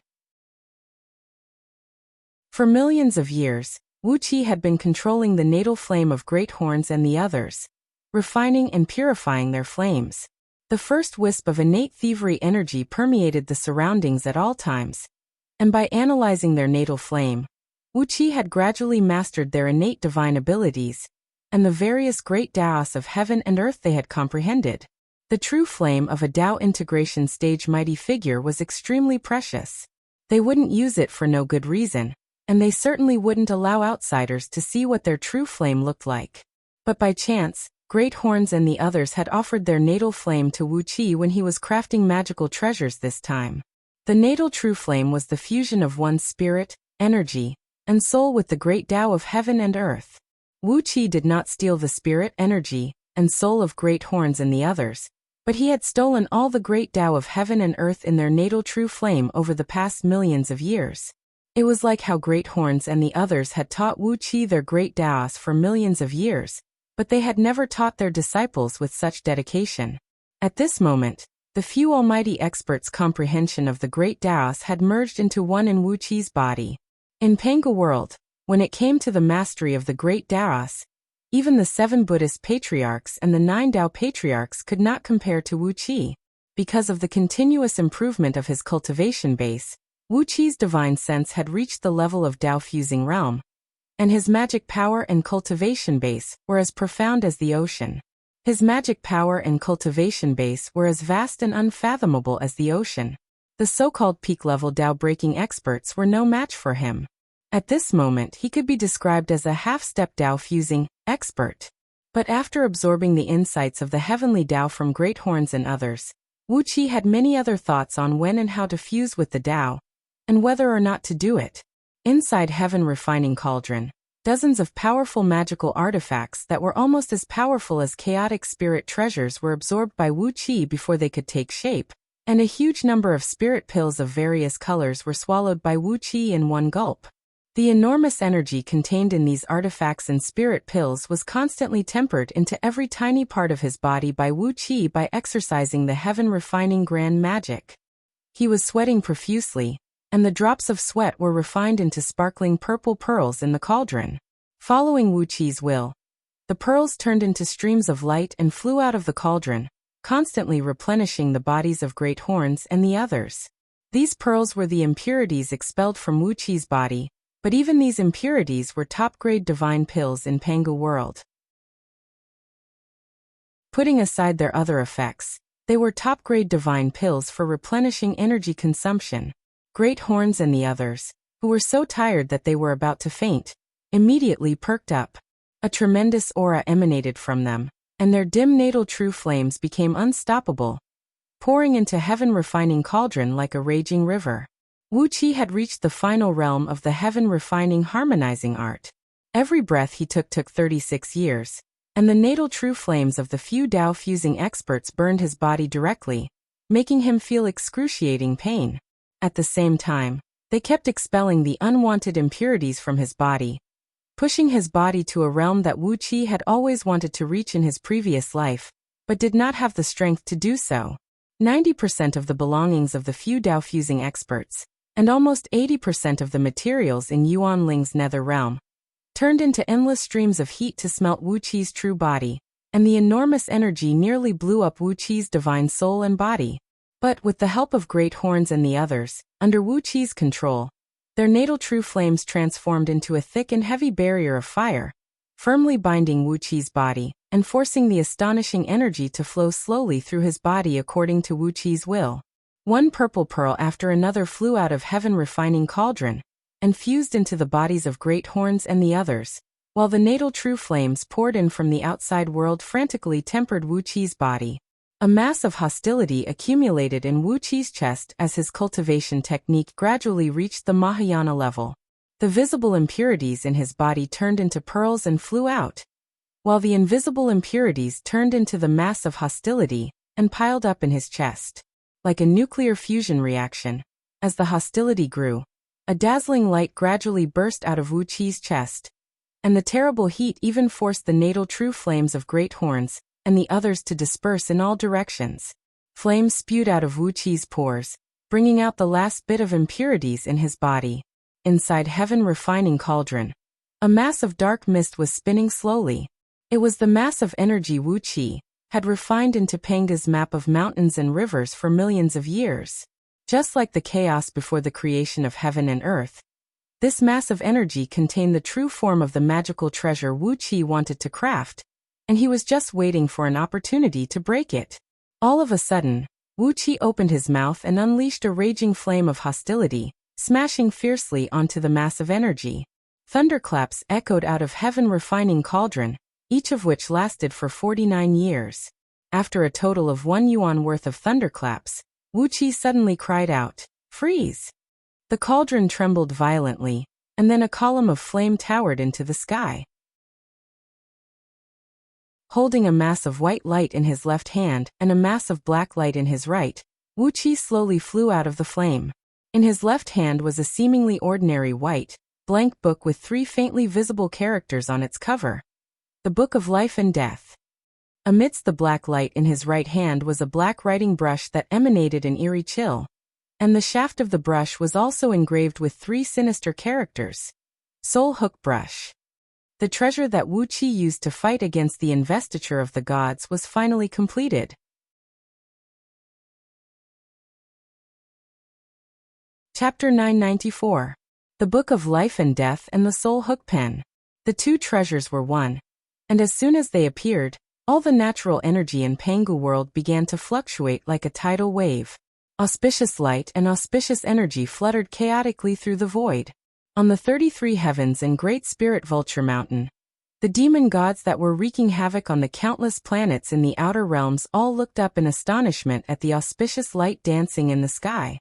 An aura that made them uneasy was echoing across Pangu continent. But even the strongest celestial fiend gods from the outer heavenly realms could not sense where the aura came from or what it meant. The two treasures were crafted with the Panga's map, which was indeed made from the cornea of the great Saint Pangu, fused with the eyelids of both eyes. Wuxia separated the eyelids, turning his left eye into the Book of Life and Death and his right eye into the Soul Hook Pen. In Pangu world, all the information of the living beings with Pangu world's natural energy was recorded in the Book of Life and Death. With a gentle wave of the black Soul Hook Pen in his right hand, the pages of the Book of Life and Death in his left hand turned quickly. The Book of Life and Death seemed to be only as thick as a finger, but it had countless pages. Each page was filled with tiny pitch-black characters. According to the positions of the stars in the universe, Pangu world was divided into several regions, each corresponding to the void in the outer heavenly realms, and a continent on Pangu continent. According to the regions, the Book of Life and Death listed the lifespans of humans, immortals, ghosts, monsters, demons, insects, fishes, birds, beasts, flowers, trees, and many other living beings. As Wuxia waved the pen, the Book of Life and Death stopped abruptly, and the information of Emperor Haozuan was marked on the first page. Emperor Haozuan, the human emperor of the human race, was born in the city of Liangzhu in Yuxiong Plain on Pangu continent. He was born with 120 years of lifespan, and had consumed a spirit fruit to prolong his life by 3 eons. Now he had 74,594 years left. The Soul Hook Pen touched Emperor Haozuan's name, and the names of the spirit fruits he had consumed to prolong his life, as well as when he had consumed them. All the information flew out of the Book of Life and Death, turning into a small light screen that hovered in front of everyone. Great Horns happily punched Wuxia in the chest and laughed. "Brother, it's finally done. Hey, let's celebrate." Great Horn said it was a celebration, but he had used all his strength in the punch, hoping to beat Wuxia into a sorry state with this punch. After all, he had been frantically extracting Great Horns' natal true flame over the past tens of millions of years, and he had almost drained him dry. Great Horns would never forget that uncomfortable feeling for the rest of his life. Therefore, as soon as Wuxia finished crafting 2 extraordinary treasures, Great Horns took a deep breath and regained all his strength in a flash, then threw out a punch. Wuxia didn't even look at Great Horns. He stood firmly where he was and let Great Horns' fist slam into his chest, followed by a thunderous bang, which sounded like 2 iron ingots clashing against each other. A buzzing sound came from Wuqia's chest. His body didn't seem to be made of flesh and blood. Instead, it seemed to be made of gold and iron. Gritting his teeth, Great Horns threw his head back and let out a long howl, his left hand clutching his right fist as he stumbled back dozens of steps. With their sharp eyes, Yao Ling and the other Dao-fusing experts saw that Great Horns' right hand below the wrist had been completely deformed, and the flesh and bone were trembling slightly, looking as tender and bouncy as tofu pudding. It was clear that all the tissue structure under the skin of his right fist had been shattered by the counterforce, and the flesh and bone had turned into a ball of something that looked like soy milk. The saints looked at Wuxia in horror, and Wu Shen cried out, "Yuan Ling, old freak, your fleshly body." Disapprovingly, Wuxia twisted his neck, producing a series of crisp cracking sounds of his joints. "It's nothing," he said coolly. "I've just cultivated the last chapter of my heaven-refining grand magic by chance over the years, and it's just a preliminary achievement. Great Horns, you can't blame me for beating me." Laughing dryly, Great Horns twisted his right hand in a disheveled manner. In the time it took Wuxia to say that, his right hand had recovered, but the severe pain and shock brought by the shattering of his right fist still lingered in his heart. Gritting his teeth, he stared at Wuxia and murmured, "What a tough body. I reckon your fleshly body is the strongest among all Chaos Fiend gods now, isn't it?" He clenched his fist and patted his own chest, producing a series of crystal-clear clanking of metal. Nodding his head, Wuxia said, "I'm afraid so. Unless Jade Devil and Gold Deity are still alive and have made breakthroughs in their cultivation bases, my fleshly body is 100 times stronger than when I was at my peak in my previous life. Well, maybe not 100 times, but 90 times is a safe bet." The saints were aghast. and they gave Wuxia a look as if they were looking at a monster, not bothering to discuss the matter any further. In his previous life, Yuan Ling's fleshly body ranked in the top 3 among all Chaos Fiend gods, and now it was 100 times stronger than when he was at his peak. What did that mean? In other words, it was not so easy for a Dao-fusing expert to hurt Wuxia, unless they used a supreme treasure of primal to attack him. Yao Ling twitched her mouth and sighed. Yuan Ling is indeed Yuan Ling. What happened? Just now, a bright light flashed across the Book of Life and Death. Under the Celestial Court's list, more than 50 immortal officials with the cultivation base of gold immortals had suddenly died. Hastily, Wuxia gently pulled the soul hooking brush, and the souls of dozens of gold immortals were sucked into the Book of Life and Death in an instant. The book released all the formidable energy contained in their souls, turning them into billowing natural energy and feeding it back to Pengu world. Dozens of cries of alarm rang out as the wisps of true spirits of these gold immortals were sent directly into the 6 paths of reincarnation, without being baptized by the water of the yellow springs. There was a flash of light in the Book of Life and Death. After these gold immortals entered the cycle of reincarnation, they were reincarnated into a certain family, and the information of their gender appeared in the Book of Life and Death. However, the data of the dozens of gold immortals had completely disappeared. The souls of dozens of gold immortals were forcibly sucked into the reincarnation by Wuxia with the Book of Life and Death and the soul-hooking brush, and the enormous power in their immortal souls was turned into natural energy and fed back to Pengu world. A purple cloud came down from the sky, and a rain of merit slowly fell. Half of it fused into Wuqia's body, and the other half went into the Book of Life and Death and the soul-hooking brush. It was not a lot of merit, but it was still 30% of the merit he obtained from killing the sovereign of the Myriad Immortal Alliance. Wuxia nodded gladly. Sure enough, there was great merit in purging these immortals and Buddhas. Although he did not do it himself, sending their powerful souls into the reincarnation and turning them completely into mortals was in line with the heavenly Tao of Pengu world's interests, so a large amount of merit fell. Wuxia did not stand on ceremony. He absorbed all the merit into his body, and fused it with the power of faith of the people of Yanhuang that he had accumulated over the years. The domineering and majestic aura brought to Wuxia by the aura of human emperor grew stronger. Wuxia scanned the world with his divine sense, and let out a cry of surprise that was no different from Yao Ling's. What's going on? TSK, is the Great Vulture Mountain in the 33 heavens robbed by bandits? Great Horns and the other great saints sent out their divine sense one after another, and to their horror, they found that apart from Pengu continent, which was still a pure land, the void in the outer heavenly realms had long been smashed to pieces. At least 1 million planets in the outer heavenly realms were billowing black smoke, their rocky layers blasted open, and lava and poisonous fire spewed out. Some of the giant planets were spewing smoke tens of millions of miles into the void. Immortals, Buddhist cultivators, and fiend gods from the outer heavenly realms were fighting wildly on these planets, not caring about the damage to the surrounding environment.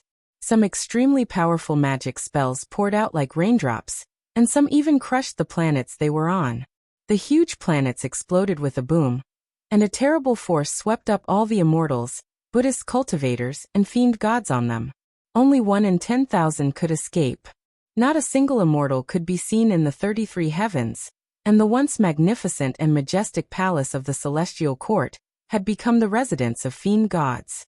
No one knew what those grotesque fiend gods were up to, but the 33 heavens was now covered with all kinds of slime and spider webs, and all kinds of strange fiend gods were rolling and crawling on the slime of color and smell terrible. A large number of fiend god eggs were hatching, and some baby fiend gods were playing with the unhatched eggs of their own kind. All the immortals had retreated to the Daluotian continent outside the 33 heavens.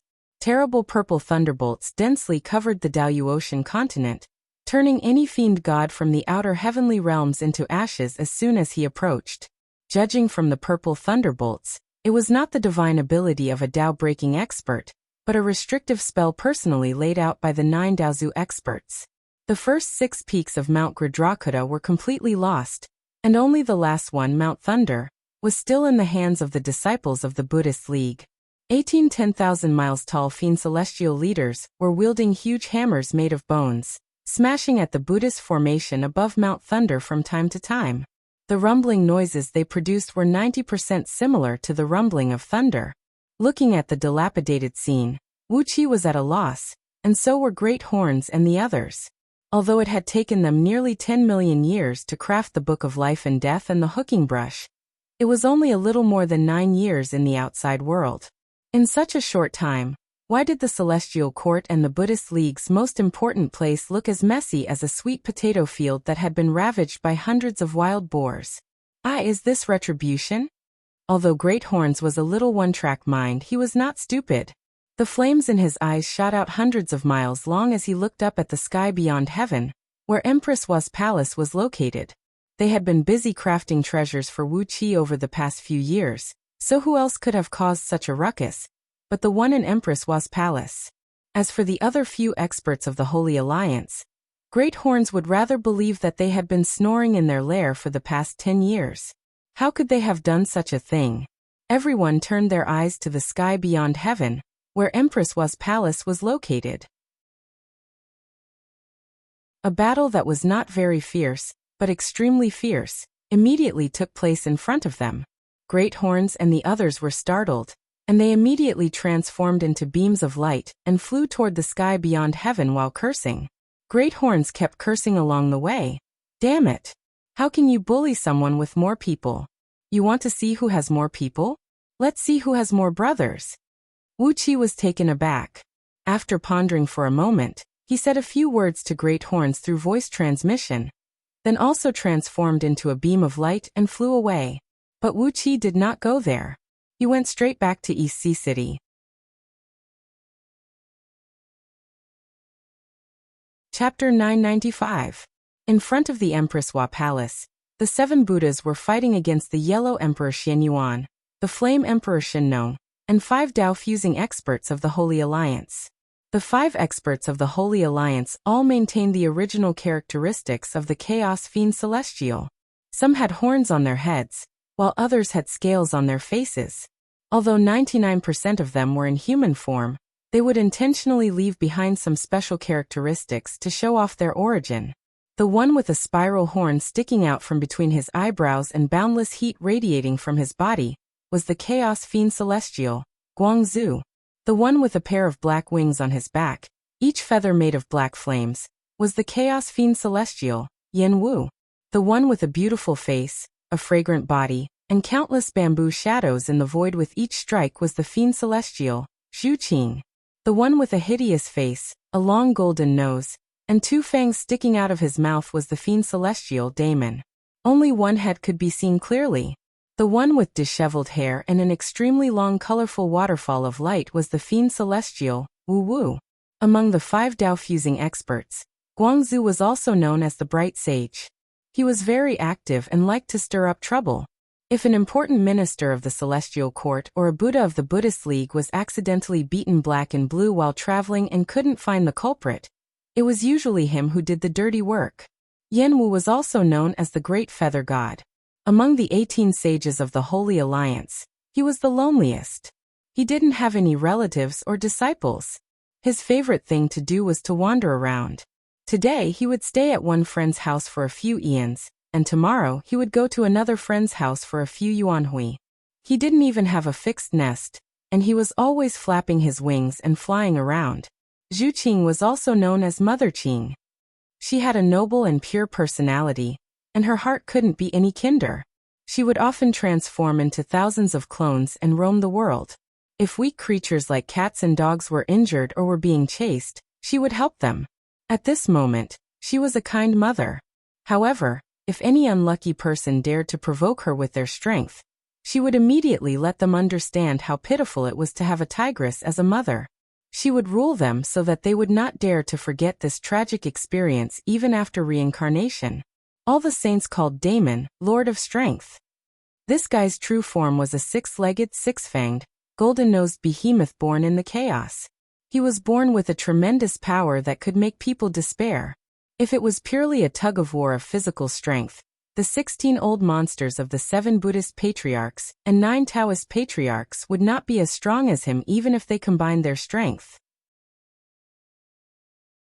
He was a simple-minded person who loved to wrestle with strength. Anyone who dared to use the word Herculean in the heavenly cycle world would be immediately beaten up by him. In the past, Buddhism had various titles such as the Herculean King Kong and the Herculean Heavenly King. However, since those unlucky guys had all their bones broken by Damon, the successive Buddhist patriarchs simply removed the word Herculean from the titles of Buddhism. As for Wu Wu, his original form was a ball of colorful light that contained all kinds of heterogeneous energy. He called himself the Flower Lord and loved to plant all kinds of strange flowers and plants. His nest was a vast sea of flowers. Although he did not accept disciples, the various spiritual monsters that cultivated from flowers and trees in his nest treated him as their parents. If one were to ask who had the most disciples among the 18 saints of the Sanctuary Alliance, it would naturally be Wu Wu. 5 mighty figures of the Dao-fusing realm, together with the 2 new Dao-fusing saints, the Yellow Emperor Xianyuan and the Yen Emperor Shenong. The 7 of them were fighting against the 7 Buddhist patriarchs. However, at the level of the Dao-fusing realm, they could not just draw their swords and attack like ordinary cultivators.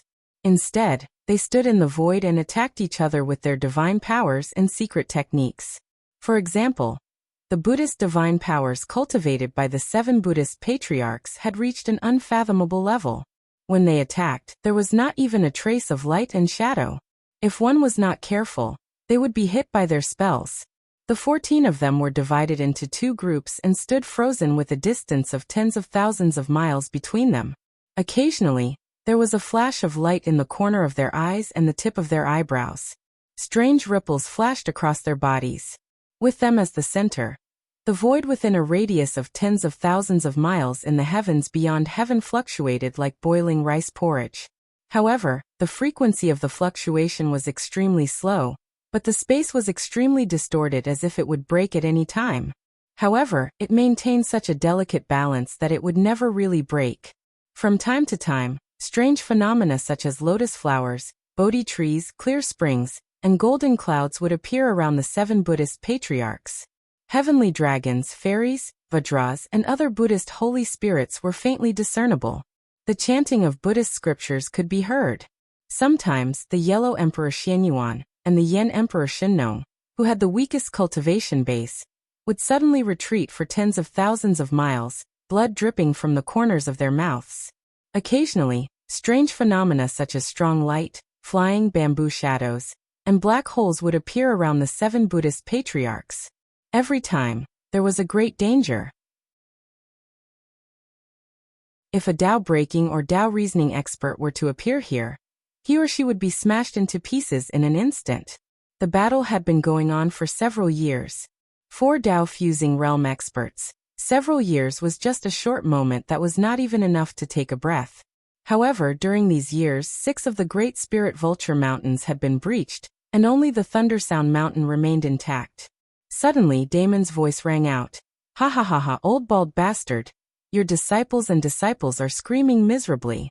If you don't rush out now, you'll really be hopeless. Ayaya, how many bald heads are chopped off every day?" That head rolling on the ground was truly a sight to behold.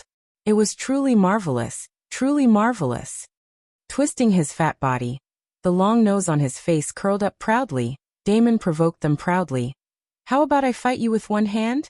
If the 7 of you can defeat me with one hand, I'll let you leave here." The 7 Buddhist patriarchs were so angry that they almost vomited blood. Competing with Damon in strength? Why don't you compete with the 7 Buddhist patriarchs in chanting scriptures? The hearts of the Buddhist patriarchs were boiling with anger. Their disciples were suffering, but as Buddhist patriarchs, they really could not spare the time to save them. The Buddhist League, which was caught unprepared, suffered extremely heavy losses. This debt of blood would be recorded on Damon and the others. On the other side of the heavens beyond heaven, in front of the gate of Empress Wa's palace, the Wahuang clan, with the myriad spirit cauldron on her head, was besieged by the 9 Daozu. None of the 9 Daozu came with their true bodies. Their true bodies had to guard the primordial Dao palace and protect their disciples. At the same time, they had to suppress the list of deification, preventing the souls in the list of deification from wreaking havoc, and preventing any mistakes from happening to the list of deification. Each of them had created a nascent divinity doppelganger, which rushed into the heavens beyond heaven to settle scores with the Wahuang clan.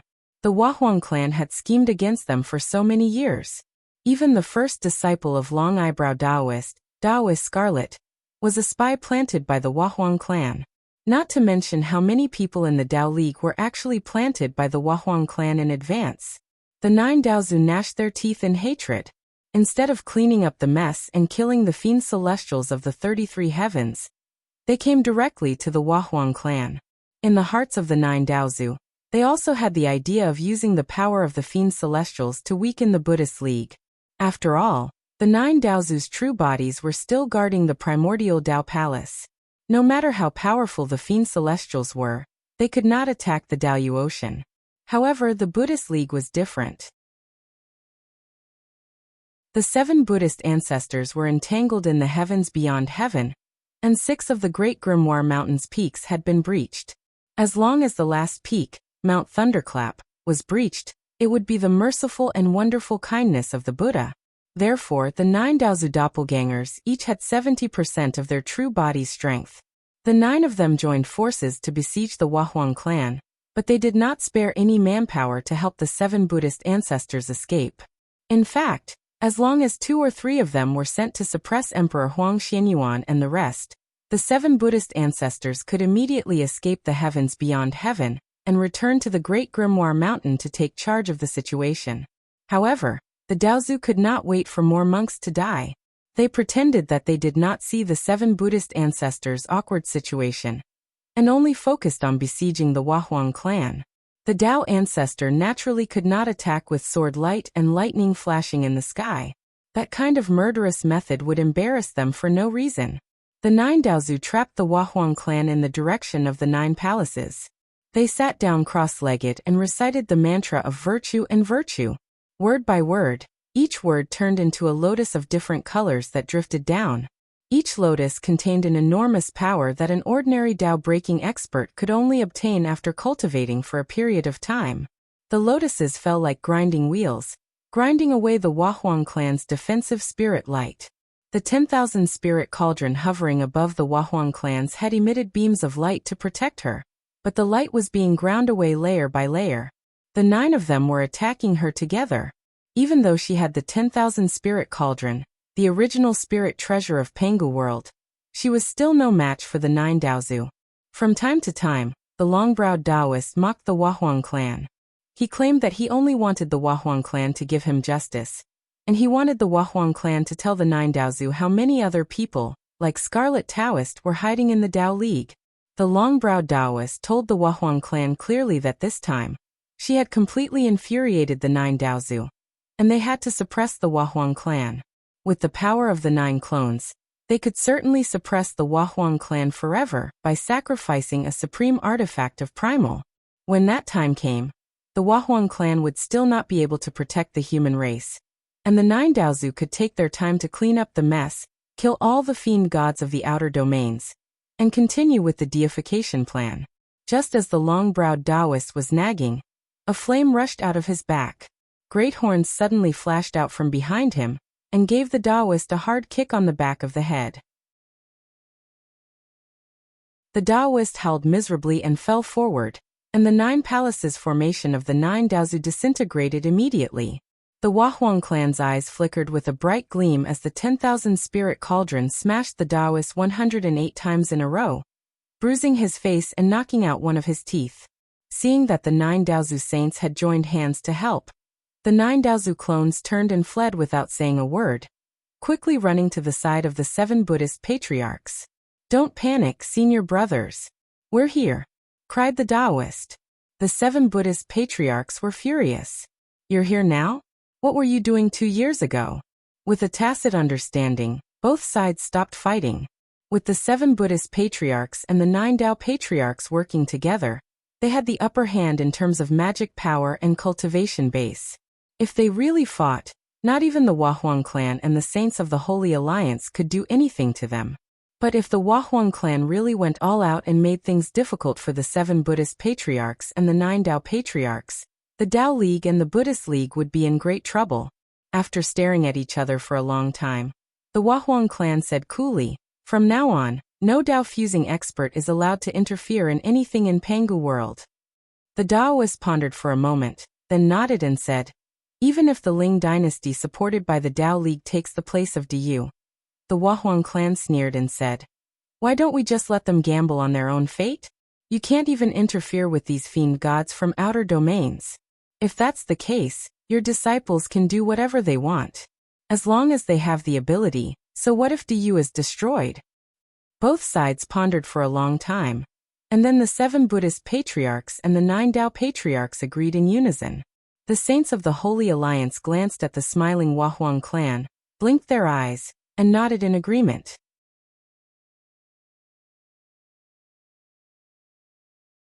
Chapter 996.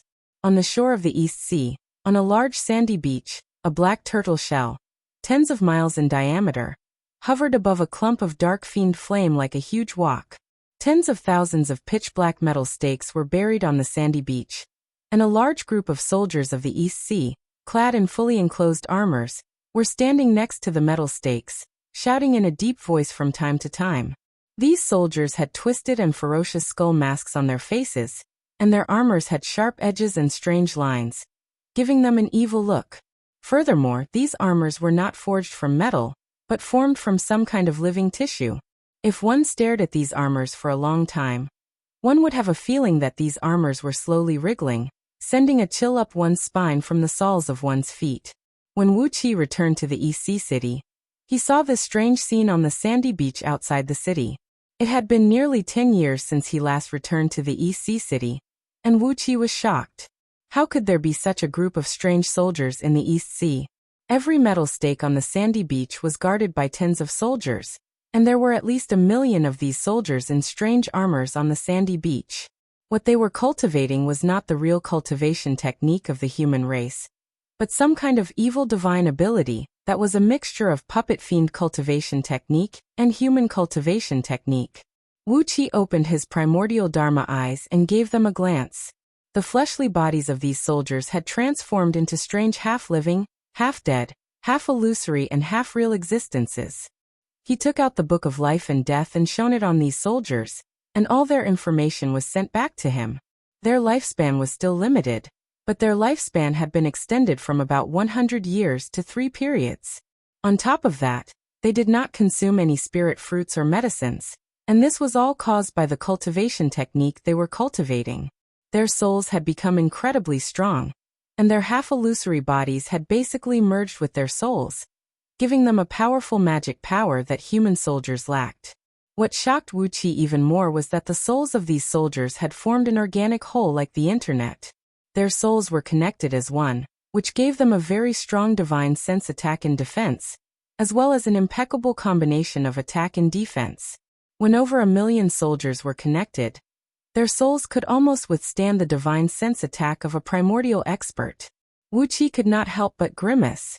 This army was so terrifying that the ordinary East Sea army would not be able to withstand a single blow from them.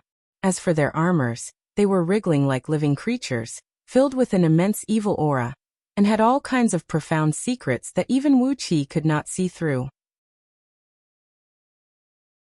They were the products of some unique mystic system from the outer heavenly realms, completely different from the Tao of artifact crafting that Wuxia was familiar with.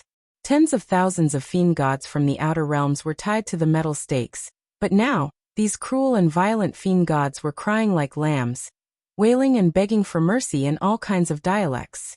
Although their language was different from that of Pangu continent, their powerful divine sense could directly convey the message they wanted to express, and their twisted faces fully revealed their despair and fear. These huge fiend gods were tied to the metal poles. If they moved a little too much, the East Sea soldiers, who in Wuqi's opinion were half human and half fiend, would immediately draw their heavy swords and blades and stab at their vulnerable parts.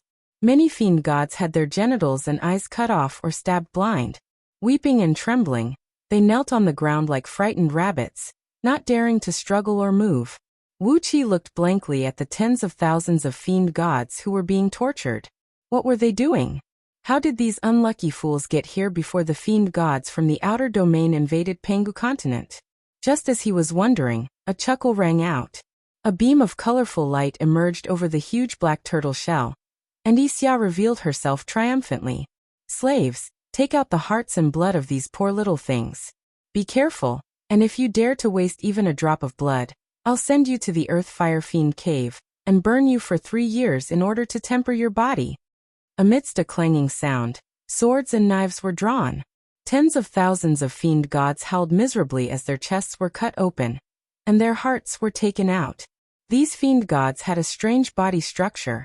Some of them did not have blood in the conventional sense, and naturally did not have organs such as hearts.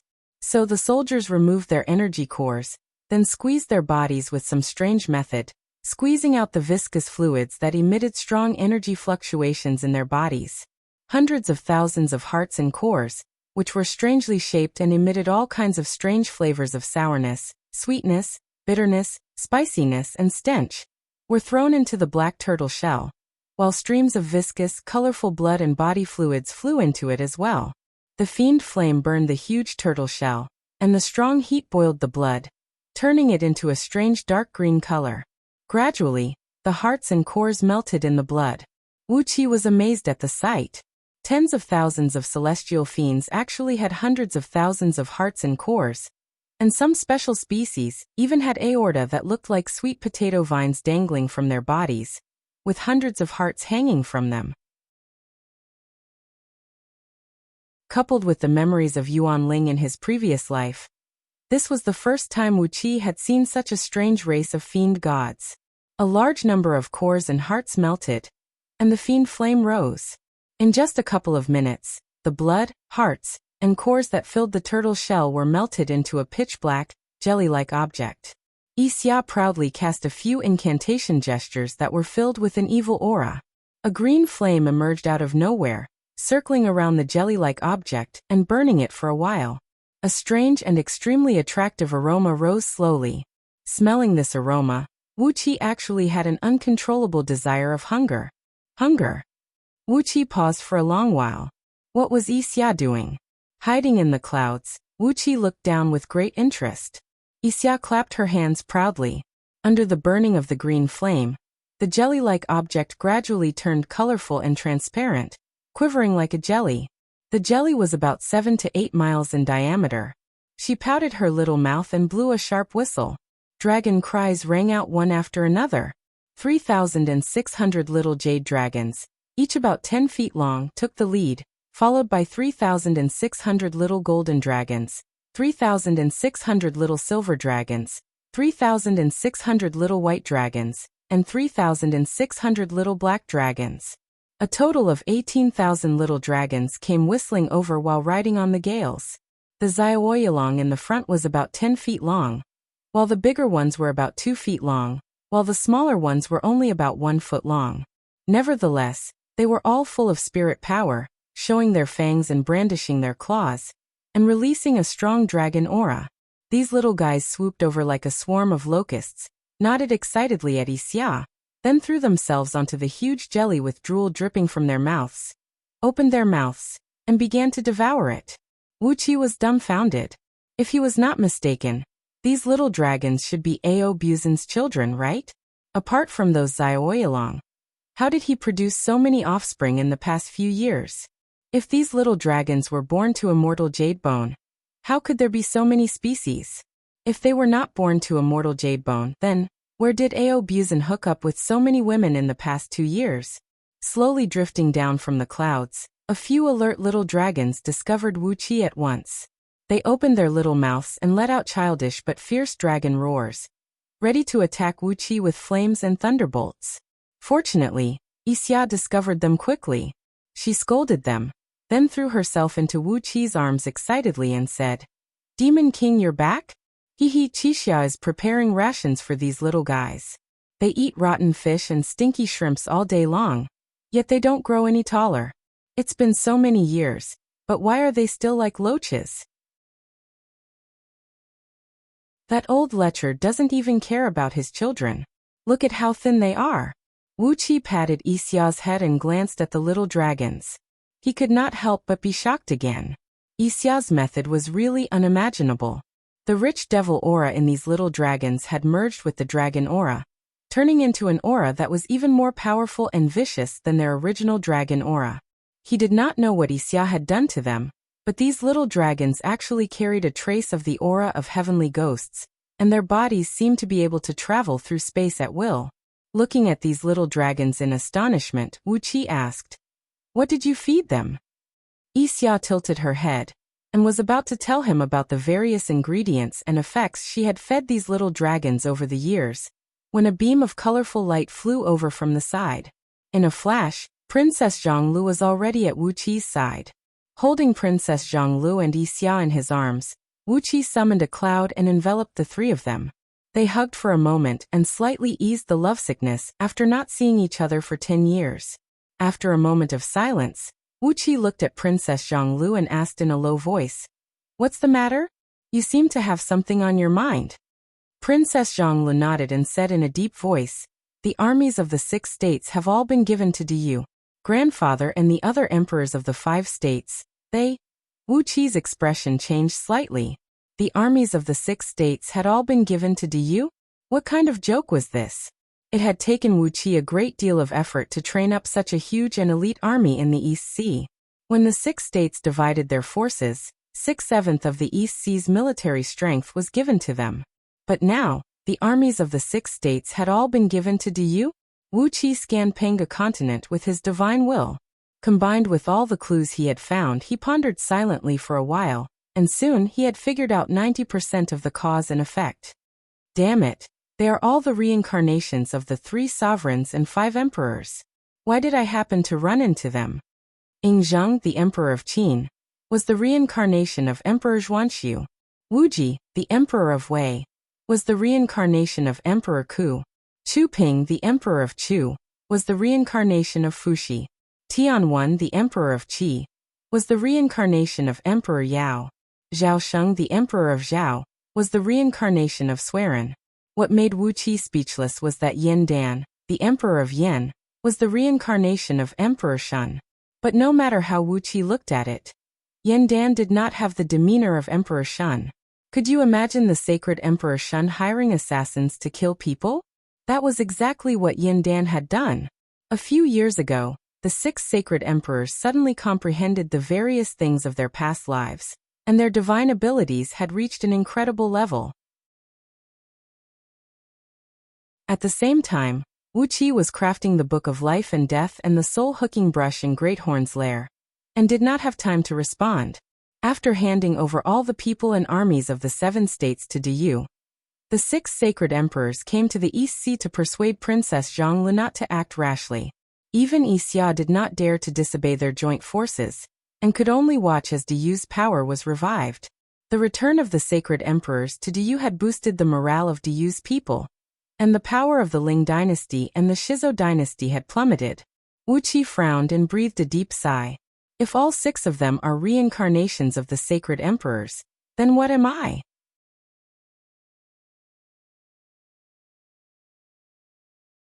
Chapter 997. On the jade dais in the main hall of the King of East Sea's mansion, Wuqi sat on the throne with a frown on his face. Princess Zhonglu sat on his left without saying a word. Like Wuqi, she was expressionless like a wooden statue. Wuxia sat on Wuqi's right, twisting and turning like a caterpillar, yawning and making faces from time to time. Gusts of chilly wind blew across the ground in the great hall from time to time. These were all her little tricks. The chilly wind lifted the corner of Huang Liang's battle robe. Like a loyal dog, Huang Liang was staring fixedly at Wuqi, observing the slightest change in Wuqi's expression.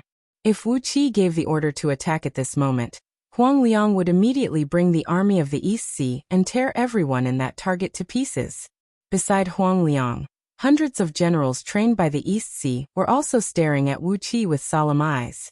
These generals were the most loyal to Wuqi in the entire East Sea.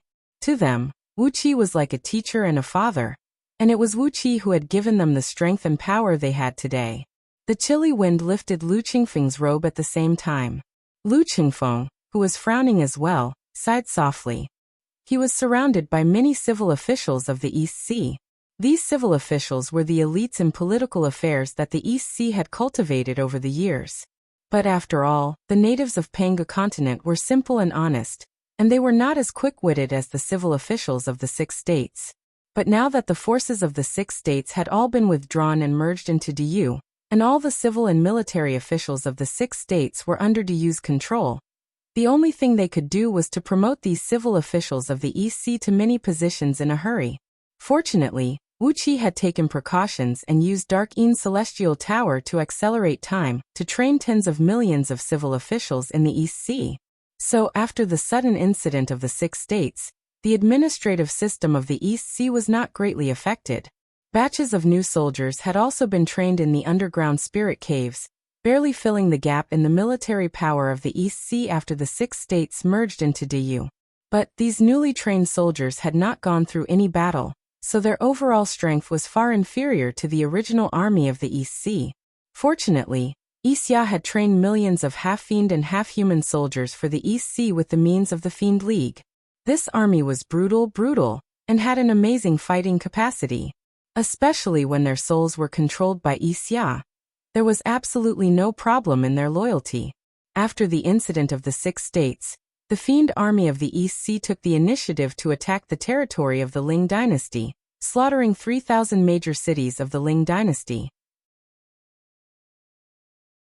Only then did they deter the restless Ling dynasty, preventing it from shaking the territory actually controlled by the East Sea. Apart from Lu Qingfeng, who stayed in the East Sea, the only people from the 6 states who remained under Wuqi were Yan Bugui, Xiangyu, and Huhai. Yan Bugui was in charge of the Punishment Court, the largest intelligence agency in the East Sea, and he lived a good life in the East Sea. In the East Sea, he was the biggest leader of the Punishment Court. But if he went to DU, he could at most be a criminal officer in the Punishment Court of DU. So Yan Bugui stayed in the East Sea. As for Xiangyu and Huhai, Xiangyu had sworn to serve Wuqi to the death, so he stayed with the Xiang clan. Huhai, on the other hand, was a loner. He had a strange character, and did not get along well with the civil and military officials of Daqin, nor was he close to his elder brother Fu Su. Therefore he simply stayed in the East Sea and took the initiative to become Xiangyu's deputy. Wuqi looked at the remaining forces in the Great Hall in the East Sea, then suddenly sighed and said, "How magnificent was the gathering of heroes in this great hall that day. Why do I feel so cold today?" Sitting cross-legged on the ground, Ao Buzan suddenly sneezed. He pointed a finger at Wuxia and cried out, "My lord, if you don't tell this little girl to stop quickly, the cold wind will make everyone feel cold, and we will all fall sick with a fever."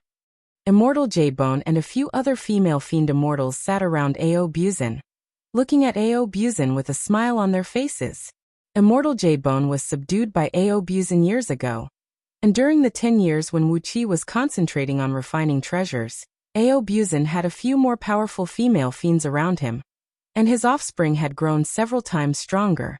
It was not hard to imagine the background of these female fiend immortals.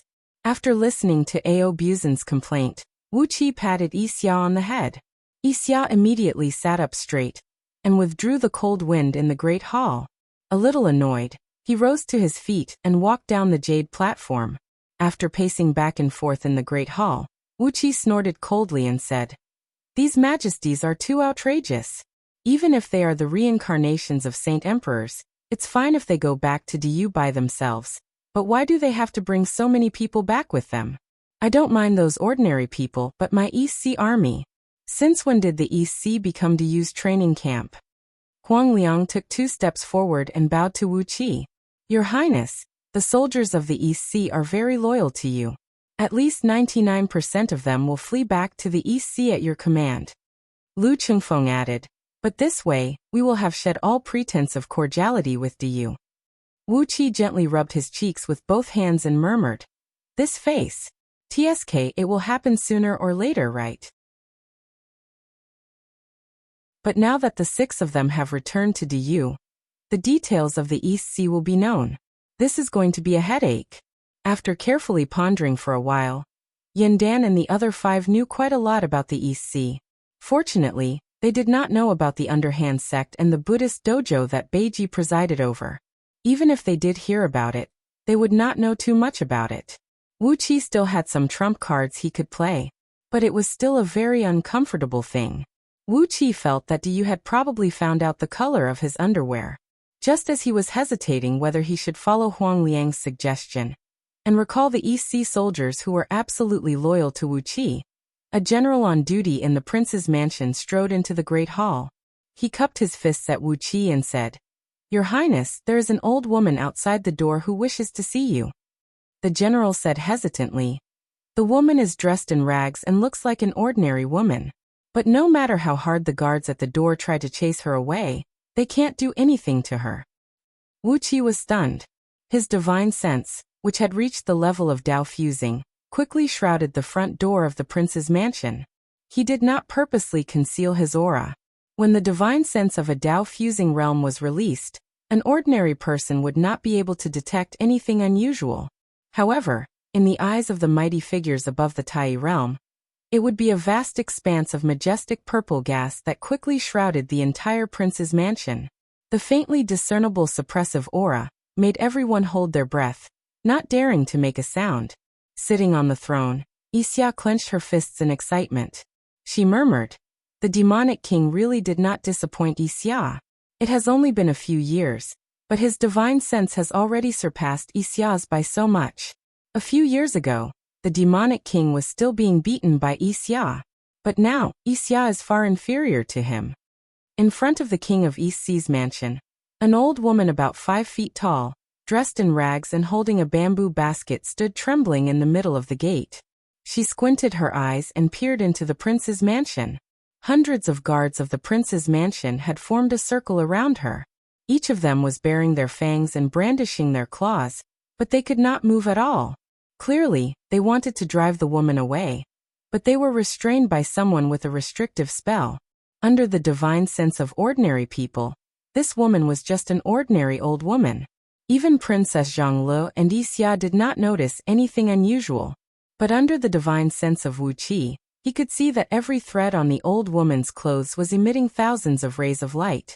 The lumps of soil on her clothes were actually thumb-sized pearls with all kinds of mystical properties. The old woman was not what she looked like on the outside. She was clearly a noble, graceful, and beautiful young woman. The auspicious purple light swirled around her, and there was a strong sense of kindness and love in her boundless majesty. Wuqi sucked in a cold breath. Disrespecting Xiang Ao, he said in a deep voice, "Come with me to welcome the honored guest. An old acquaintance of mine is here." Ao Buzin was stroking Immortal Jadebone's thigh. When he heard Wuqi's words, he jumped to his feet and laughed. "Which old acquaintance? Hee, is it that Great Horns?" When Lao Tzu met him for the first time, he almost took Great Horns as a woman and had sex with him. I wonder if he still remembers Lao Tzu? A chill ran down Wuqi's spine. He gave Ao Buzin a fierce glare, then hurried to the front door with all the civil and military officials of the East Sea in the Great Hall. From a distance, Wuqi ordered the people to open the front door, then bowed deeply to the woman and said, "My Lady Empress Hua, please forgive me for not going out to meet you." Ao Buzin's eyelids twitched, and a gleam flickered in his eyes. He had used his chaotic Zulong's innate divine ability to see through the old woman's disguise. He cleared his throat and put on the look of a gentleman, then cupped his fist and bowed deeply to the Wahuang clan. "It turns out that the Wahuang clan is here. You've brought a lot of trouble to those bald donkeys and ox-noses. How many of their disciples and grand-disciples have died in the last 2 years? Lao Tzu has taken advantage of this opportunity to have a good meal." The sound of saliva rolling could be heard as Ao Buzin stuck out his tongue and licked his lips. Beside him, Catfish, Gold Horn, and the other fierce deities were also licking the corners of their mouths, savoring the aftertaste. Wuqi's face blushed. "What kind of bastards are around me?" He laughed dryly, then turned to the Wahuang clan and said, "My lady, please come into my mansion and serve me some tea. Yuanling has the finest spirit tea grown in Yuanling's nether realm. I dare not say anything about other vengeful spirits, but when it comes to tea leaves, the The little resources of all my old friends combined are not even as good as those produced in Yuan Ling's nether realm. The Wahuang clan smiled faintly. Purple mist rose from her body, and she returned to her original appearance. Almost instinctively, all the soldiers of East Sea dropped to their knees, touched their foreheads to the ground, and bowed deeply to the Wahuang clan. It was an instinctive reverence for the Lady Saint who created their own race in the human bloodline. It was like a lamb kneeling at its mother's breast, or a crow feeding on its mother's breast. It was a natural instinct that could never be erased. "You're too polite, my old friend Yuan Ling," the Wahuang clan chuckled and said. "It has been many years since I last tasted the spirit tea grown in Yuan Ling's nether realm." "You don't have to be so polite, my old friend. I, Niwa, have come here today because I have something to ask of you." Ao Buzan's eyes went wide as he stared at the Wahuang clan. Being stared at by Ao Buzan's strange gaze, the Wahuang clan glared angrily at Ao Buzan and snapped. "You're a troublemaker. Why are you staring at me like that? Back then, if I hadn't protected a wisp of your true spirit with the 10,000 spirit cauldron, allowing you to reincarnate and nurture your soul, how could you return to your original appearance today?" Ao Buzan was taken aback. Hastily, he bowed solemnly to the Wahuang clan and expressed his gratitude. Since the Wahuang clan had said that, it must be true. Back then, when he raped that Chaos Fiend god, he was killed by the Chaos Fiend god, who was so furious and ashamed that he exploded himself. Initially, he thought that his soul should have perished, but now, he was able to return to his original appearance. He felt that he owed the Wahuang clan a great favor. Wu Qi's heart skipped a beat. Ao Buzan was protected by the Wahuang clan? Then how did he, who was killed by dozens of Chaos Fiend gods, manage to reincarnate safely?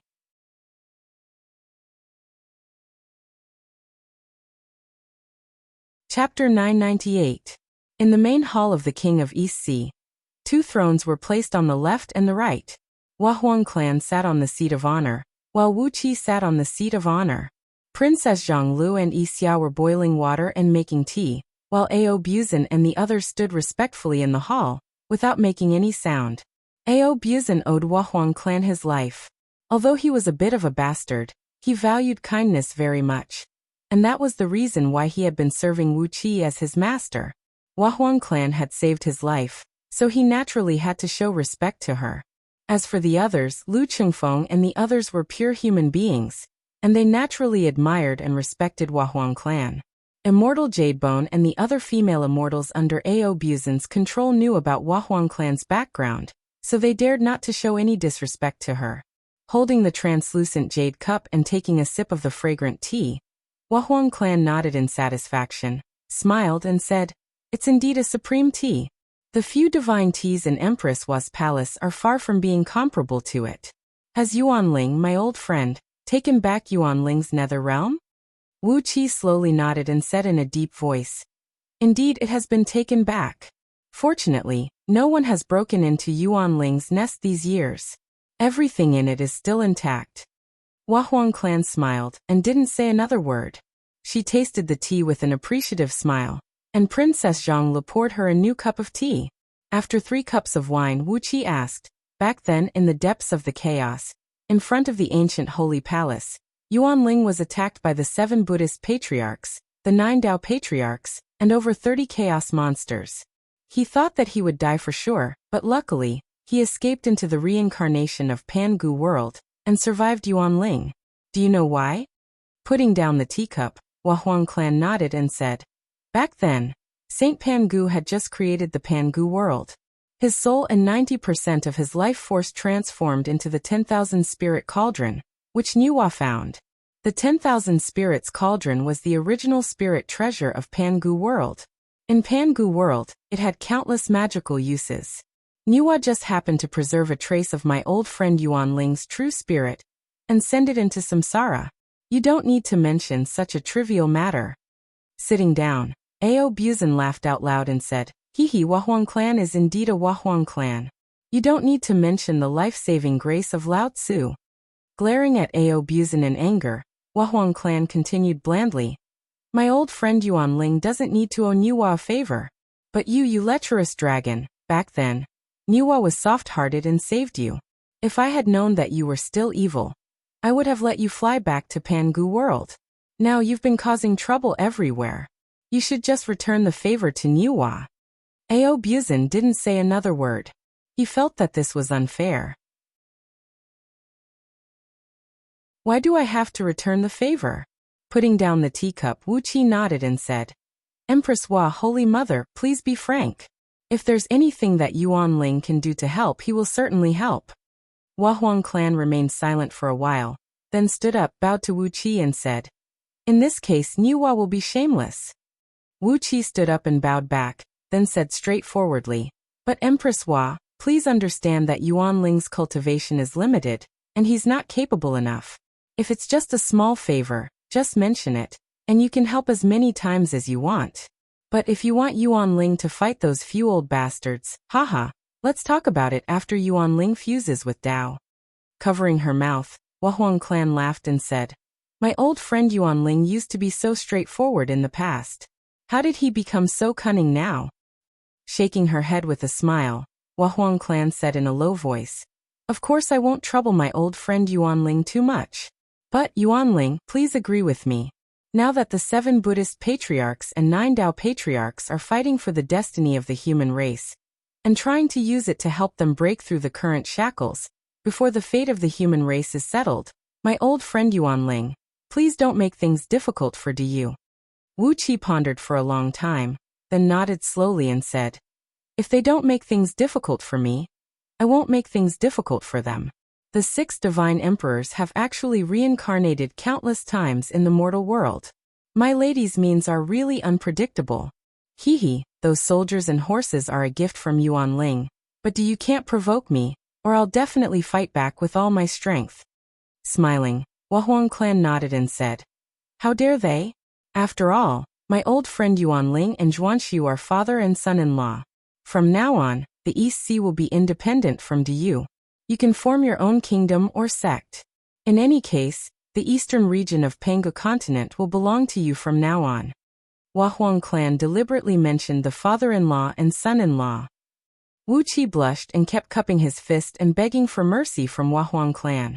Among the 90,000 women of 6 dynasties, the karmic entanglement between him and Emperor Zhuanshu and the other 5 divine emperors could not be separated. Now that Hua Huang clan had promised him that he could form his own kingdom in the East Sea, Wuqi could only accept it, lest he had to tangle with Zhuanshu and the others in the future. After chatting and laughing for a while, Hua Huang clan suddenly fell silent. Wuqi shut his mouth as well. He knew that it was time for Hua Huang clan to pay him a visit. In the eyes of Hua Huang clan and Wuqi, 90,000 women and son-in-law were just some trivial matters. Something that could make Hua Huang clan visit him in person must not be such a trivial matter. After a moment of silence, Hua Huang clan slowly told him about the agreement she had made with the 18 saints of the Holy Alliance, as well as the 7 Buddhist patriarchs and the 9 Tao patriarchs. Whether it was the fiend gods of the outer heavenly realms or the battles between Du, the Ling dynasty, and the Shizo dynasty, the almighty experts of Tao-fusing realm could only watch from the sidelines and give advice, but could not do anything themselves. The chaotic heavenly secrets continued to be chaotic, and to emerge victorious from it, it was up to the disciples of various powers to work hard. Aside from Tao-fusing realm experts, Tao-breaking realm experts were the pinnacle existences. According to what Hua Huang clan knew, on the 2nd day after the agreement was made, the leaders of the 99 sects of the 33 heavens of Tao League, and the first-generation sect leaders of the 100 sects of Buddhism came out in full force. These 199 people were all almighty experts of Tao-breaking realm, and they had countless disciples.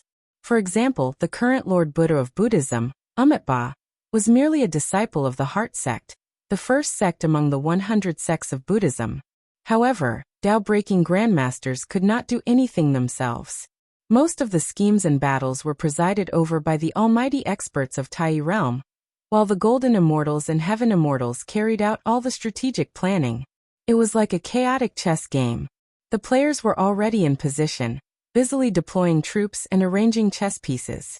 In addition to the 3 sovereigns and 5 emperors in the history of the human race, who had attained immortal bodies by virtue of immeasurable virtues, the 24 emperors of Great Yu, who were the earliest emperors after the founding of the human race, had left their places of seclusion. The blind old man who taught Wuqi the true body of heaven and earth scripture was blind so, one of the 24 emperors. Except for Yao Shun, who joined the 3 sovereigns and 5 emperors, the other 22 emperors were either cultivating in seclusion, or traveling around Panga continent, looking for loyal and reliable people to pass on all kinds of mystic arts of the human race. They had cultivated an extremely powerful force among the people of Deyu. Now that the 6 states had returned to Deyu, and the 22 emperors had handed over the forces they had cultivated over the years to Deyu, Yu dynasty's reputation had soared, and its overall strength was several times stronger than when Wuqi first came to Panga continent. Now Great Yu had a strong army and numerous experts. Its only shortcoming was that Tao League and Buddhist League had a large number of supreme treasures of primal, chaotic spirit artifacts, innate spirit artifacts, and many other precious treasures, as well as countless powerful acquired treasures. The only thing Deyu could bring out were the supreme towers, which were made with countless materials. But the highest grade of the supreme tower was only comparable to an innate spirit artifact. At this point, the Wahuang clan slowly pulled out some treasures from under his sleeves, which emitted a strong aura of virtue. These were all treasures that Wuqi was very familiar with. They were the personal treasures of the emperors of the 6 states, including the chariot of 8 horses, which had fallen into Wuqi's hands from Yingzheng's hands, and then left Wuqi after the Great Change. There were thousands of these artifacts of virtue. The Wahuang clan took out these artifacts of virtue, which had shrunk to the size of a thumb. With a strange smile on her face, she looked at Wuqi and said a little embarrassedly, "I know this is too difficult for you, but Yuan Ling, my old friend, please refine these artifacts of virtue again. Try to improve their power as much as you can." Wuqi trembled slightly. Thousands of artifacts of virtue. He pointed at them and asked dryly, "Where did you get so many artifacts of virtue?" The Wahuang clan pursed her lips and smiled. Taoist League and Buddhist League have joined hands to refine the mortal worlds, plundering the virtues from them, she said in a low voice. Niuhua has only benefited a little from it.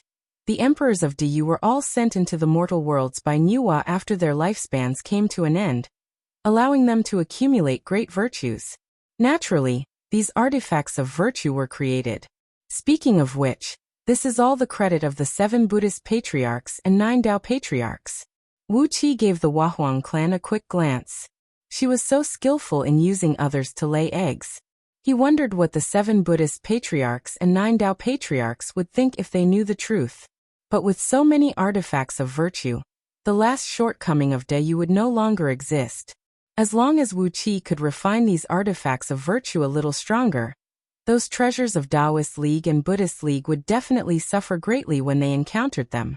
With a wry smile, Wuqi gave the Wahuang clan a thumbs up, nodded and praised, "The Holy Mother's plan is flawless. Yuan Ling admires you." The Wahuang clan smiled. She knew that Wuqi had agreed to her request. She pulled out 2 exquisite house models the size of fists from her sleeve and said with a smile, "The best inventory of the past generations of Deyu, as well as all the materials that Niuhua has collected from the chaos during her years of guarding the human realm beyond heaven are here. My old friend, Yuan Ling, you can use them at will." Pondering for a short while, the Wahuang clan pulled out a golden longsword from the thousands of artifacts of virtue floating around her, emitting strong energy waves and a bright light. She handed the majestic longsword to Wuqi and said seriously, "My old friend, Yuan Ling, please reforge the Xianyuan sword first. Deyu needs an extremely powerful treasure to stabilize its natural fortune. Don't think about anything else, just improve its power." Wuqi took over the sword, looked at the Wahuang clan, and said in a deep voice, "From a supreme treasure of virtue to a weapon of killing?" The Wahuang clan nodded cautiously. Looking at the sky outside the hall, she said blandly, "There are too many disciples of Taoist League and Buddhist League, and Pangu world can't bear them all. For the humankind, they have to suffer." Wuqi flicked the Xianyuan sword with his fingers, making the sword buzz, and let out a dragon roar. Then he nodded and said, In this case, Yuan Ling will take this job. The Huahuang clan slowly stood up and bowed to Wuqi. Wuqi bowed back, then the Huahuang clan disappeared. Holding the Xianyuan sword, Wuqi pondered for a short while, then threw the sword to Yixia. Yixia, help me forge the weapon. You invisible sky devil, use all of your evil tricks this time. Weapons of killing? He thousands of weapons of killing, she is truly going to kill.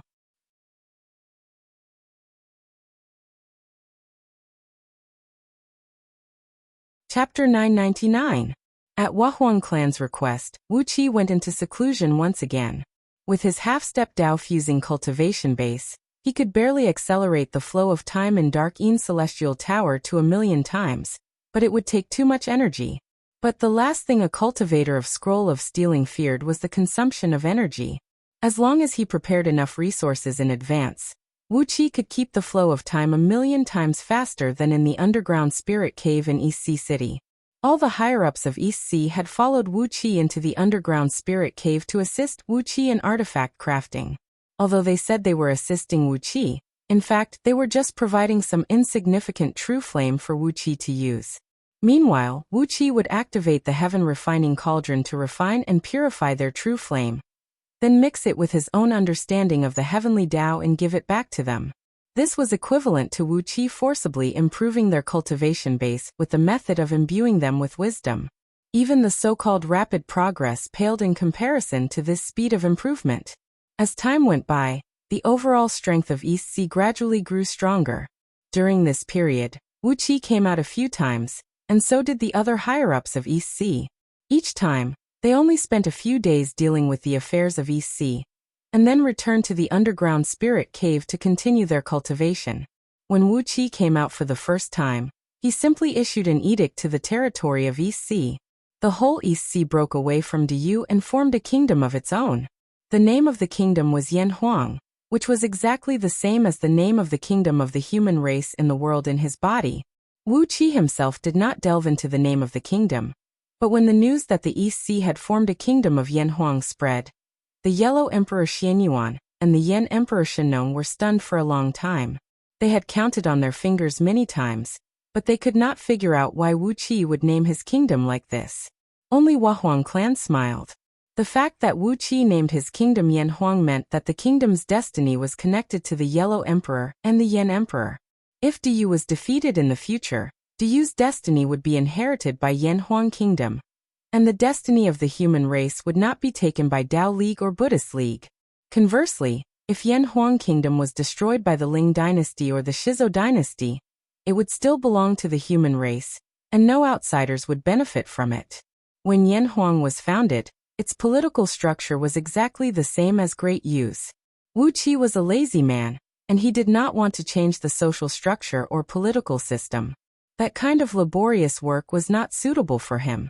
Great Yu's system had been running for countless eons without any major problems, which proved that it was a pretty good system. Wuqi had only increased the conscription rate of Yanhuang Kingdom, recruited new soldiers in preparation for the war, and did not take any other special measures.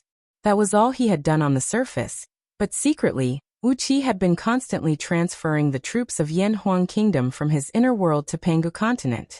In just 1 year, Wuqi had come out of the spirit cave 3 times, and each time, he had transferred a large number of troops from his inner world, which were stationed around the East Sea by Huangliang. In just these 3 times, Wuqi had deployed an army equivalent to 2 armies of the East Sea.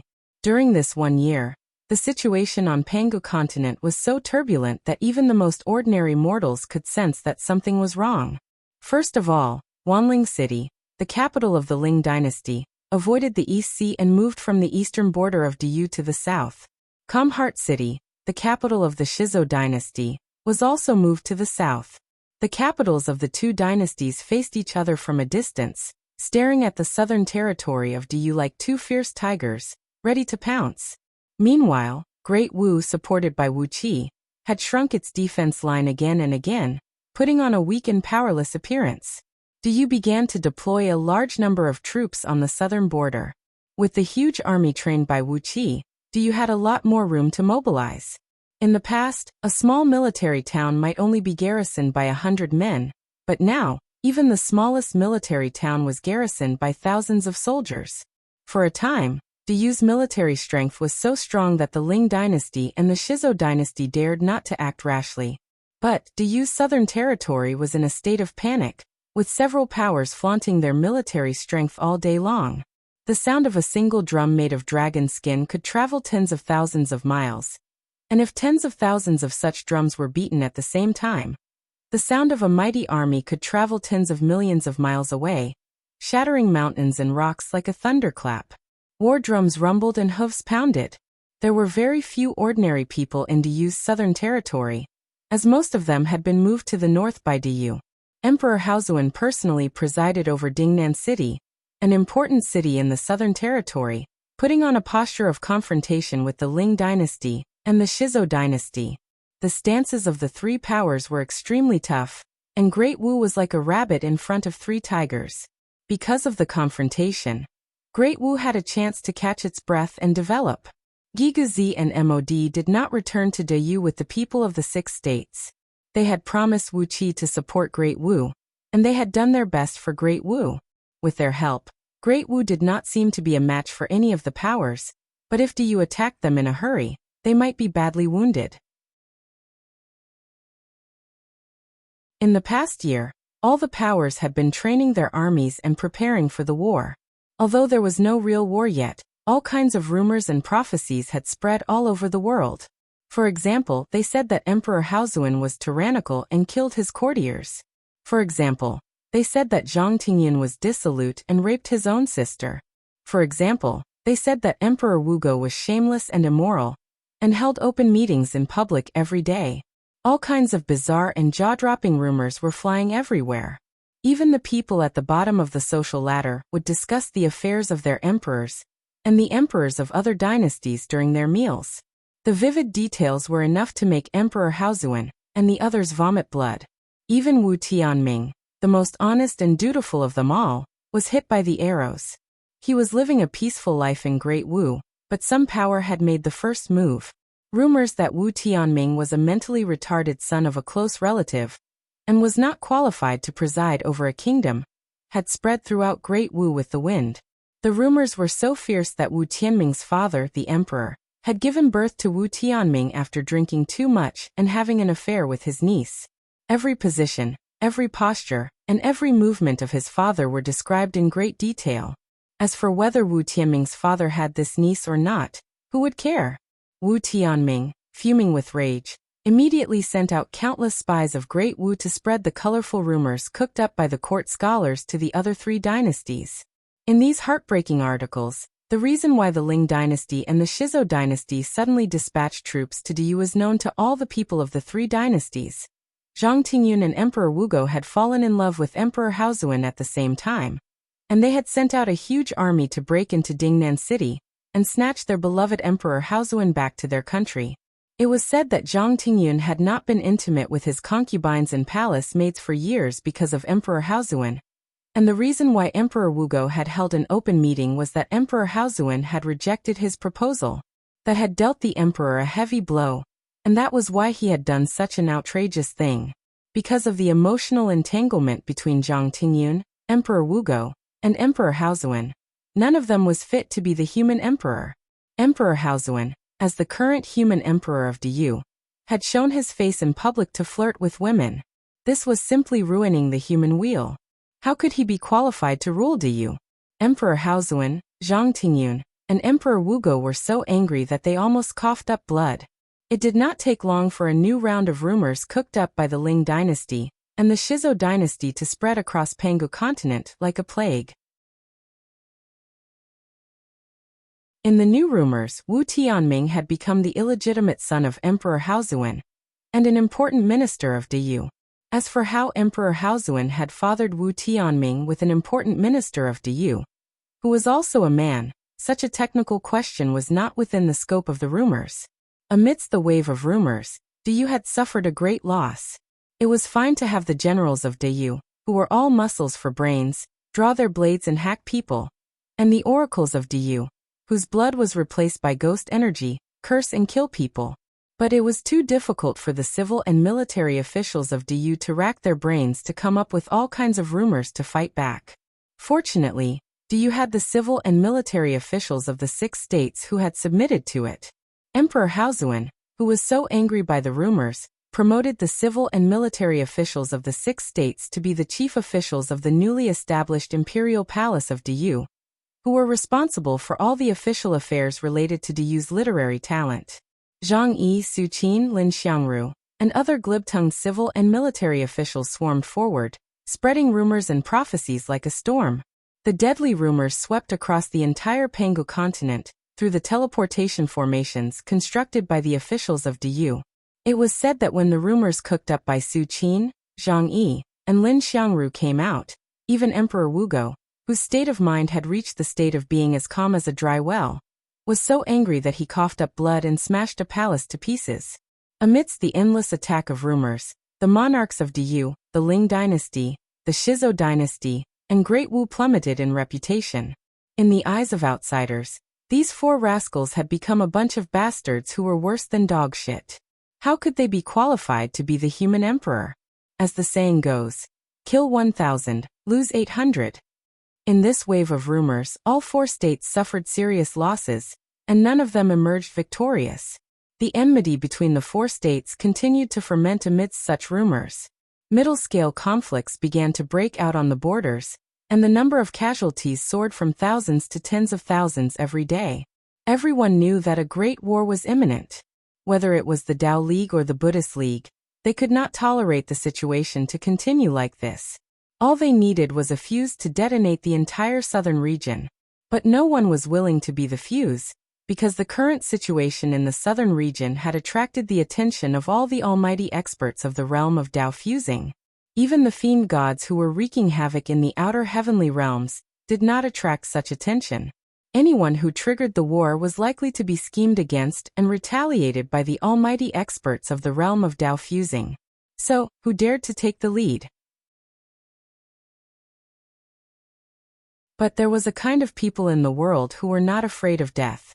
In the midst of everyone's anticipation, a fuse that no one had expected appeared.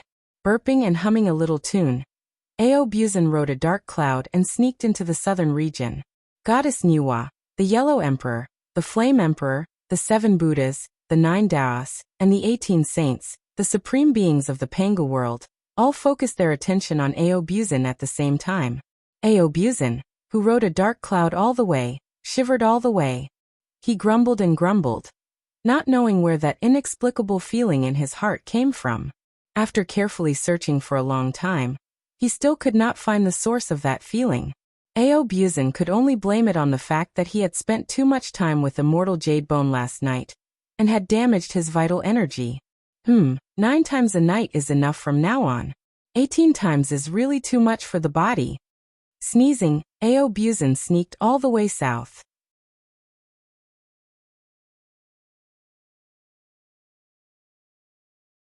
Chapter 1000. A year had passed in the outside world, but 1,000,000 years had passed in the spirit cave under the East Sea City. It was unclear whether it was at the behest of the Wahuang clan, or because Diyu was trying to appease Wuxia, but the amount of natural energy flowing into the spirit cave through the spatial tunnel had increased by more than 100 times. As a result, the concentration and quantity of natural energy in the spirit cave under the East Sea City were much higher than before, almost reaching the level of the spirit cave in Yuxiong Plain. After 1,000,000 years of squandering endless natural energy, coupled with the fact that Wuxia did not hesitate to consume his own energy essence to improve his cultivation base through the enlightenment technique, Ao Buzan had gained a great deal of benefits. In particular, Wuxia had used the heaven refining cauldron to help him refine his natal true flame, all of which had greatly benefited Ao Buzan. As he was Arko Zulong in his previous life, his cultivation base and magic power were both extremely formidable. In this life, he was merely following the path of his previous life. Ao Buzan's cultivation speed was much faster than that of others, and coupled with the fact that Wuxia had given him special treatment, Ao Buzan had broken through the realm of 9th tier primordial in just 1,000,000 years and reached the 6th tier of Tao breaking. In his previous life, when Ao Buzan was blown into ashes, He should have the overall strength of a first-tier Dao-breaking expert. Now that he had finally returned to the 6th-tier Dao-breaking realm, he was emboldened, and the unscrupulous style of his previous life had returned. Without telling Wuxia, Aobuzin sneaked out of the East Sea and sped toward the southern region on a dark cloud. As he flew on the cloud, he sang in a low voice a little tune he had made up himself, such as wherever the spear passes, no one can stop it, blood washes the silver spear. And so on. The Dao-fusing experts who were watching Aobuzin from strange spaces, such as the heavens beyond heavens, and the Dao Ocean were furious. If it were not for their oaths, perhaps no less than 3 Dao-fusing experts would have slapped him to death. At the very least, Yao Ling, Zhu Qing, and Lunyang would definitely make a move. Humming a little tune, Aobuzin strolled happily to the outside of Wanling city of Ling Dynasty. When he was still hundreds of miles away from the city, Aobuzin retracted his mist and put on an inconspicuous Taoist robe, then swaggered into the city. Watching the notorious scourge of the chaos demon gods sneak into the city of Wanling, the hearts of the 9 Daozu in the Dao Ocean city twitched. What was this guy going to do? There was a kind of magical existence that was the kind that would bring disaster wherever it went. There was no doubt that Aobuzin was such a character. As soon as he entered the city of Wanling, he ran into a legendary scene. The favorite son of an important minister of Ling Dynasty was galloping wildly on a horse, leading a large group of guards and parading through the streets. Aobuzin had never known how to give way to others. He stood in the middle of the street in a daze. When the young man charged at him while cursing, Aobuzin gave him a slap on the face and smashed his head. Grabbing the neck of the gold immortal, Aobuzin sniffed him, ripped off his clothes, opened his mouth, and shoved him into his mouth. As he chewed the unlucky fellow's bones, a copious amount of golden immortal blood sprayed out of the corner of Aobuzin's mouth. Looking vaguely at the guards, who were stunned with fear, he said, Lao Tzu wanted to keep a low profile. Do you know what it means to keep a low profile? But why did you force Lao Tzu to keep a high profile? Tell me, what are you forcing me to do? Why are you forcing me to do this? After swallowing the young man in a few bites, a loud siren suddenly echoed out from Wanling City. Countless layers of defensive spells emerged from the surrounding palaces and mansions, connecting into a large area. 100 miles thick, 1,080 layers of defensive formations tightly wrapped the city up. Aobuzin yawned and looked curiously at the soldiers of Ling Dynasty, who were rushing in from all directions. At least 100,000 soldiers of Ling Dynasty had surrounded the city, and among them, 20,000 soldiers of Ling Dynasty were riding flood dragons of various colors. The most elite group of soldiers rode on heavenly dragons whose cultivation base had reached the realm of heaven immortal, while the rest of them rode on flood dragons, which were subspecies of all kinds of strange and bizarre creatures. A strong dragon aura filled the void, as tens of thousands of bows and crossbows were aimed at Aobuzin. Vaguely, there were immortals hiding in the clouds around him, controlling Aobuzin remotely with the aura of flying swords and magical treasures. Up in the sky, many military officers were scolding at Aobuzin, demanding him to suppress his energy, squat down on the ground and surrender. Laughing strangely, Aobuzin glanced at the mounts of the soldiers, then unsteadily took off all his clothes. As a dark mist rose slowly from under his feet, he snapped, "You bastards!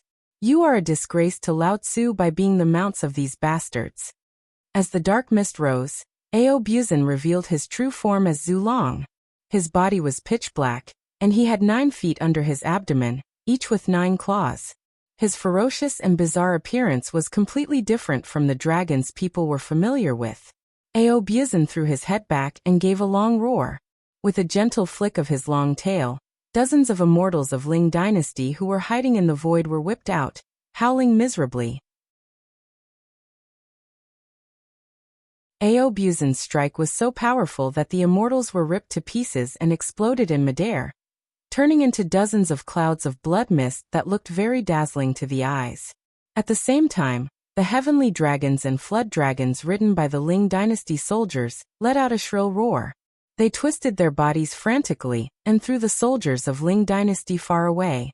Wherever Aobuzin's dark dragon energy passed, All the heavenly dragons and flood dragons retracted their claws, lay down respectfully on the watery clouds, and kept nodding and worshipping Xiang Ao with great respect.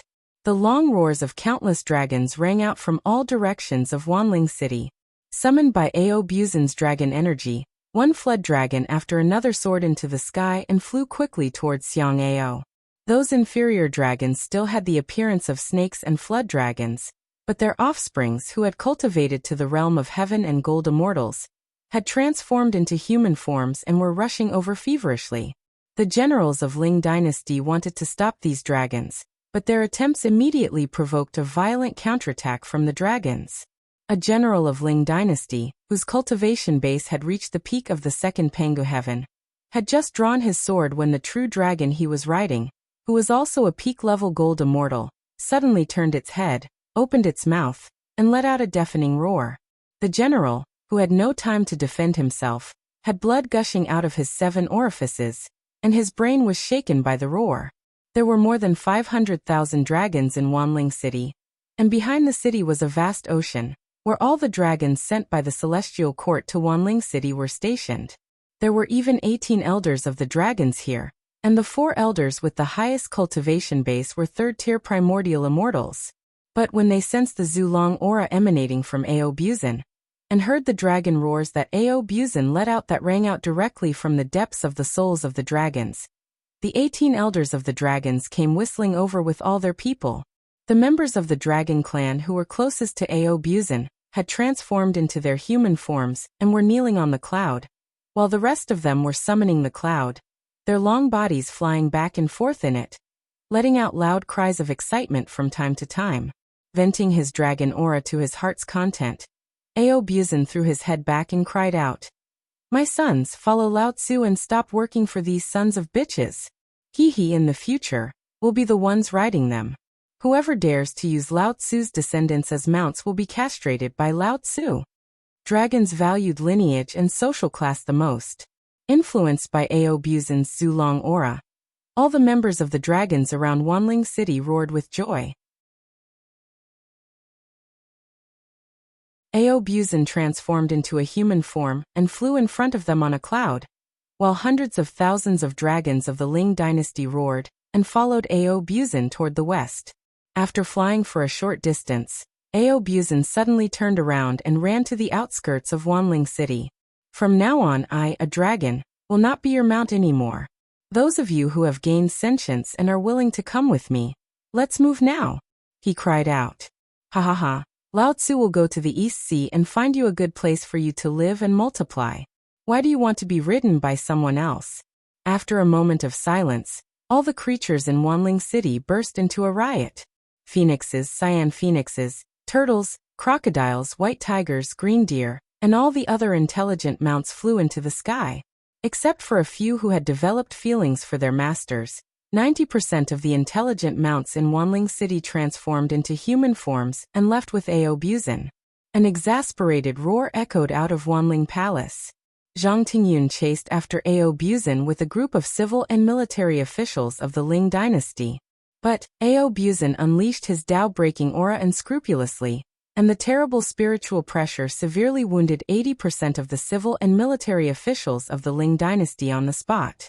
Amidst Ao Buzin's wild laughter, the mighty army of Ling Dynasty galloped toward the west. Outside Calming Heart City of the Shizo Dynasty, Ao Buzin played the same trick. A strong dragon aura swept out in all directions. All the dragons of the Buddhist celestial 8 divisions in Calming Heart City flew up into the sky and knelt respectfully to Xiang Ao. After that, they left Calming Heart City proudly. A strong dragon aura spread out in all directions from Pangu continent. The dragons of the 33 heavens, the dragons in Mount Gradrakuta, and the dragons who were the mounts in the immortal mansions in the universe sensed it as well. Led by some elders of the dragons with formidable cultivation bases, the dragons scattered across Pangu world set out for Pangu continent. All the dragons in Diyu had fled in one day, and all the dragons headed straight for the East Sea at Ao Buzin's call. More than 30% of the elite army of Diyu had lost their mounts, and their combat effectiveness had been reduced by at least half. Because of Ao Buzin's sudden appearance, the dragons immediately gathered into a solid fist. When those Dao-fusing experts carefully examined the situation of the dragons for the first time, they were surprised to find that there were Dao-breaking experts among the dragons, and many of them were primordial experts. A large number of dragons served as important ministers in various departments of the celestial court, and a department of the Buddhist celestial 8 divisions was directly composed of members of the dragons. Now that these dragons had joined Aobuzin, the perverted dragon suddenly had a formidable army under his command. More than 30 great elders of the Tao-breaking realm, more than 1,000 dragons of the primordial realm, countless divine and true dragons of the gold immortal and heaven immortal realms, and they practiced the body-tempering techniques of the Buddhist League, Tao League, and the dragons. The number of this army was astonishing, and their combat effectiveness was even more unsettling. For the first time, the almighty experts of Pengu world realized how powerful the unified dragons were. This did not include the various subspecies of dragons derived from the dragons. The males of the dragons had more or less inherited some of the qualities of Aobuzin. They had all worked hard to spread the seeds of the dragons everywhere. Therefore, the number of subspecies of the dragons was extremely large, more than 1,000 times that of the pure-blooded dragons. A terrifying number of 1,000 times. All the waters and wetlands near the East Sea were immediately filled with dragons and flood dragons. 3 days after Aobuzin's trip to the southern region, the Ling dynasty and the Shizo dynasty launched an all-out attack on Diyu at the same time.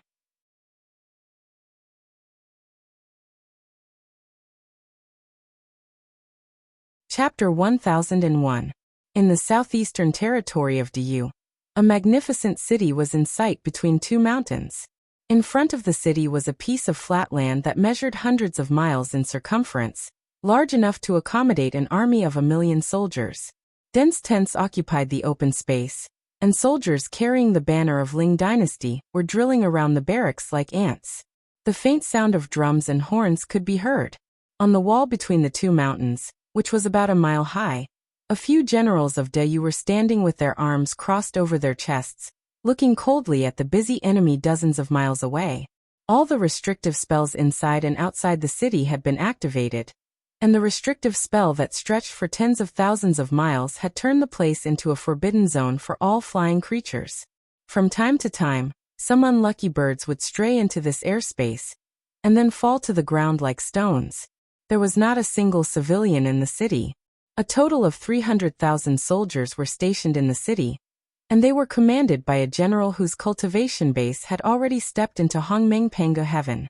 It was he who was watching the enemy of Ling dynasty from the top of the wall, with a few deputies.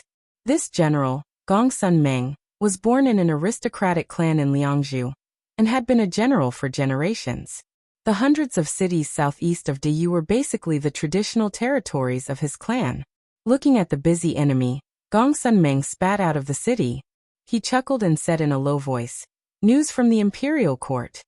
Hearing Gongsun Meng's words, his deputies hurriedly assumed a posture of listening attentively. Gongsun Meng nodded with satisfaction, then slowly told them the information he had received from Gongsun clan. After Aobuzin's messing around, all the dragons, divine beasts, and immortal beasts of various powers had returned to East Sea. The strength revealed by the dragons and the huge dragons had frightened all the powers. All of a sudden, the East Sea had become an influential power on Pengu continent, and no one knew what other trump cards the East Sea had. The Ling dynasty and the Shizo dynasty thought that Aobuzin's actions were inspired by Wuxia. After some deliberation, they launched an all-out attack on Diyu. They were all afraid that the East Sea would attack them after they completely absorbed the dragons. Before the worst situation came, they had to conquer Diyu as soon as possible and complete the deification plan that the 7 Buddhist patriarchs and the 9 Tao patriarchs had been planning for many years. Therefore, this all-out attack by the Ling dynasty and the Shizo dynasty was forced by Aobuzin. Gongsun Meng laughed and said, "However, what is the background of that fellow named Aobuzin? Even the elders of my Gongsun clan couldn't get any information about him. His background must be very strange. But this is also good. These bastards have finally come. We can teach them a good lesson." Rubbing his fists, Gongsun Meng cracked his knuckles. He could not wait to fight the army of the Ling dynasty and make enough contributions in the war, so that he could be conferred the title of Marquis, or even King. This was the dream of Gongsun Meng, and all the soldiers of Diyu. The earth was shaking slowly. Gongsun Meng and the others raised their heads, and looked into the distance in astonishment.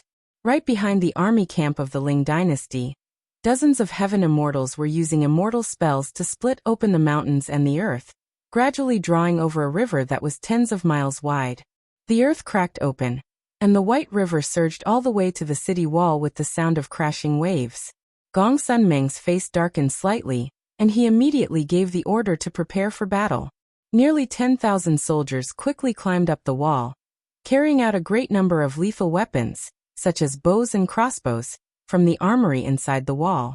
Quietly, hundreds of oracles stood behind these soldiers, their hands flashing with bright lights as they cast various defensive spells on the soldiers.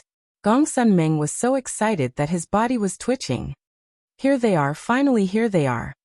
The army of the Ling dynasty had been confronting Diyu in the southern region for more than a year, and now they were finally here. White heads, bloody corpses and battle credits flew all over the sky. Gongsun Meng took a deep breath and slowly exhaled a scorching hot breath. When they were about 10 miles away from the city, the heaven immortals stopped. They were busy working on the same spot, casting all kinds of immortal spells. Gradually, a great lake, about 100 miles in circumference, appeared in front of the city. The white water was rippling, and some strange-looking fishes with lumps on their heads slowly poked their heads out of the water. What are they doing? Doesn't this lake, which is about 100 miles in circumference, block our attack route?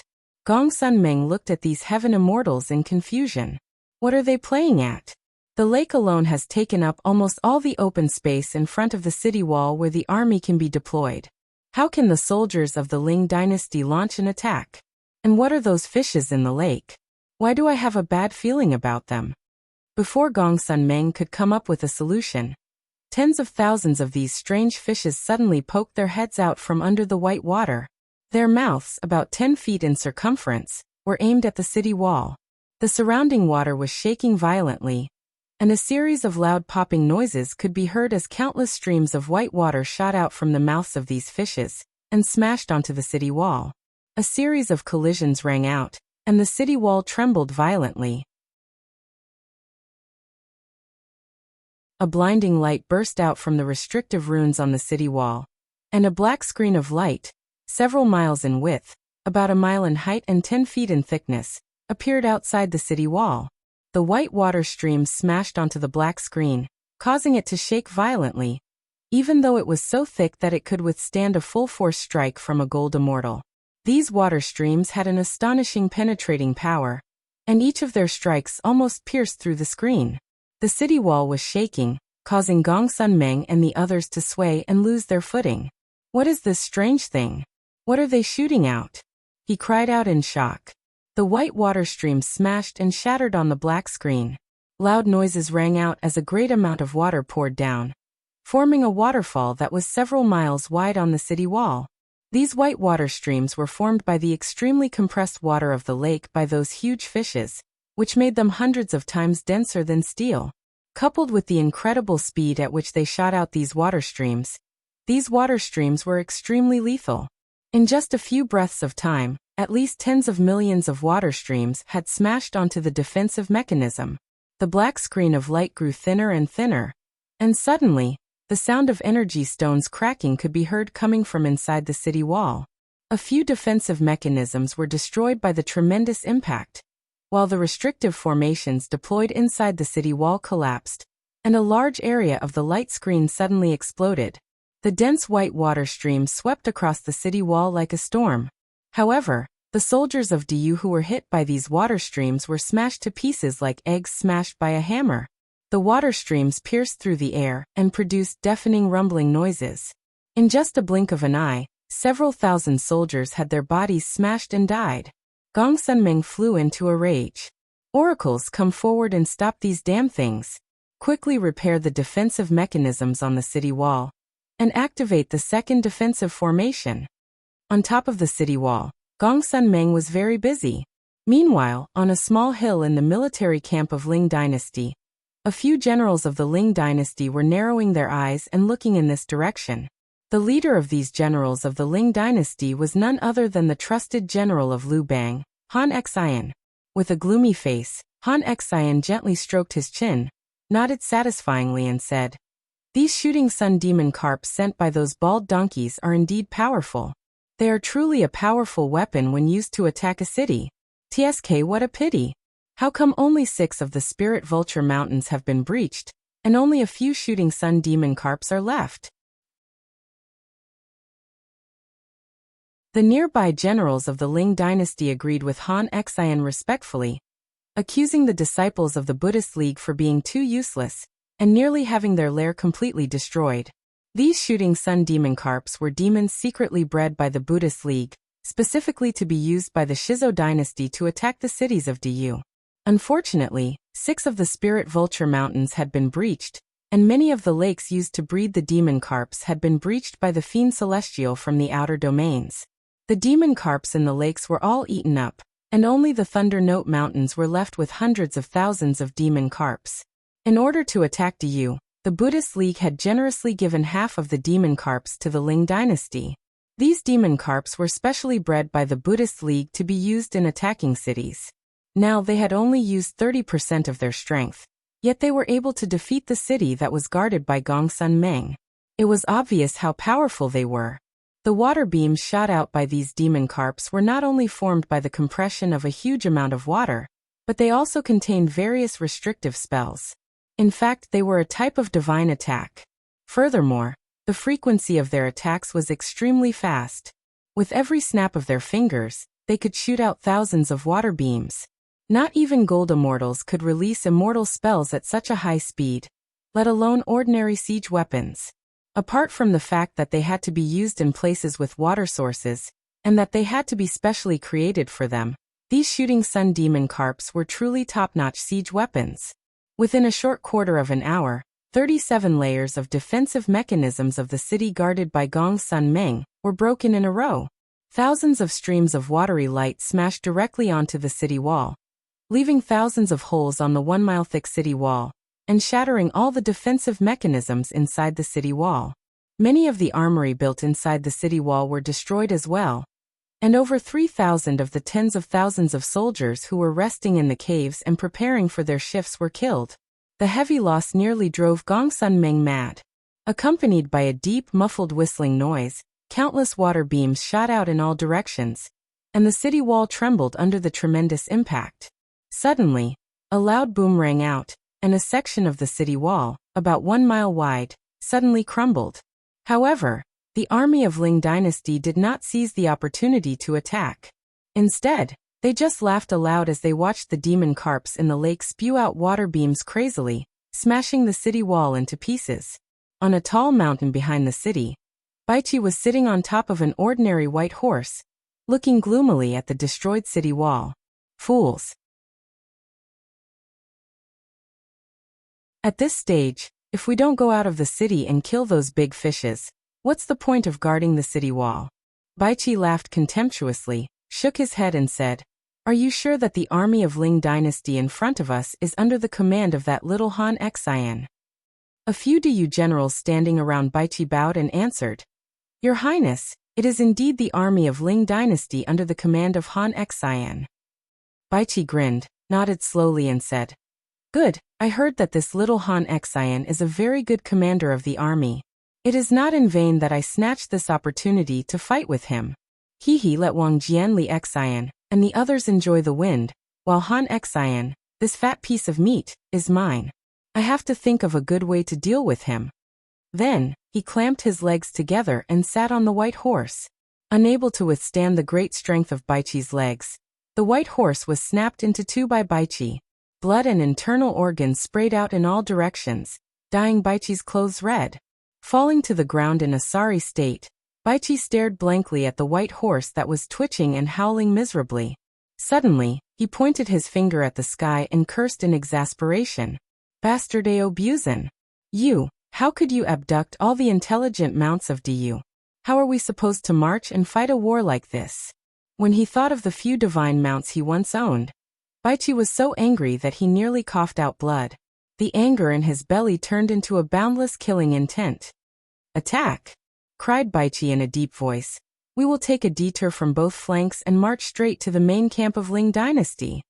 Clenching his fists tightly, Baichi stared at the camp of Ling Dynasty in the distance and said fiercely, "Han Xen? You are dead meat." You're tuning in to the Li Mei's Wuxia Whispers YouTube channel. We're so grateful for your support, and don't forget to subscribe to join us on this incredible journey through captivating stories. Your generosity through donations truly makes a world of difference, as it's the primary source of revenue that allows me to expand and enhance this channel for you. Thank you from the bottom of my heart for being a part of this adventure.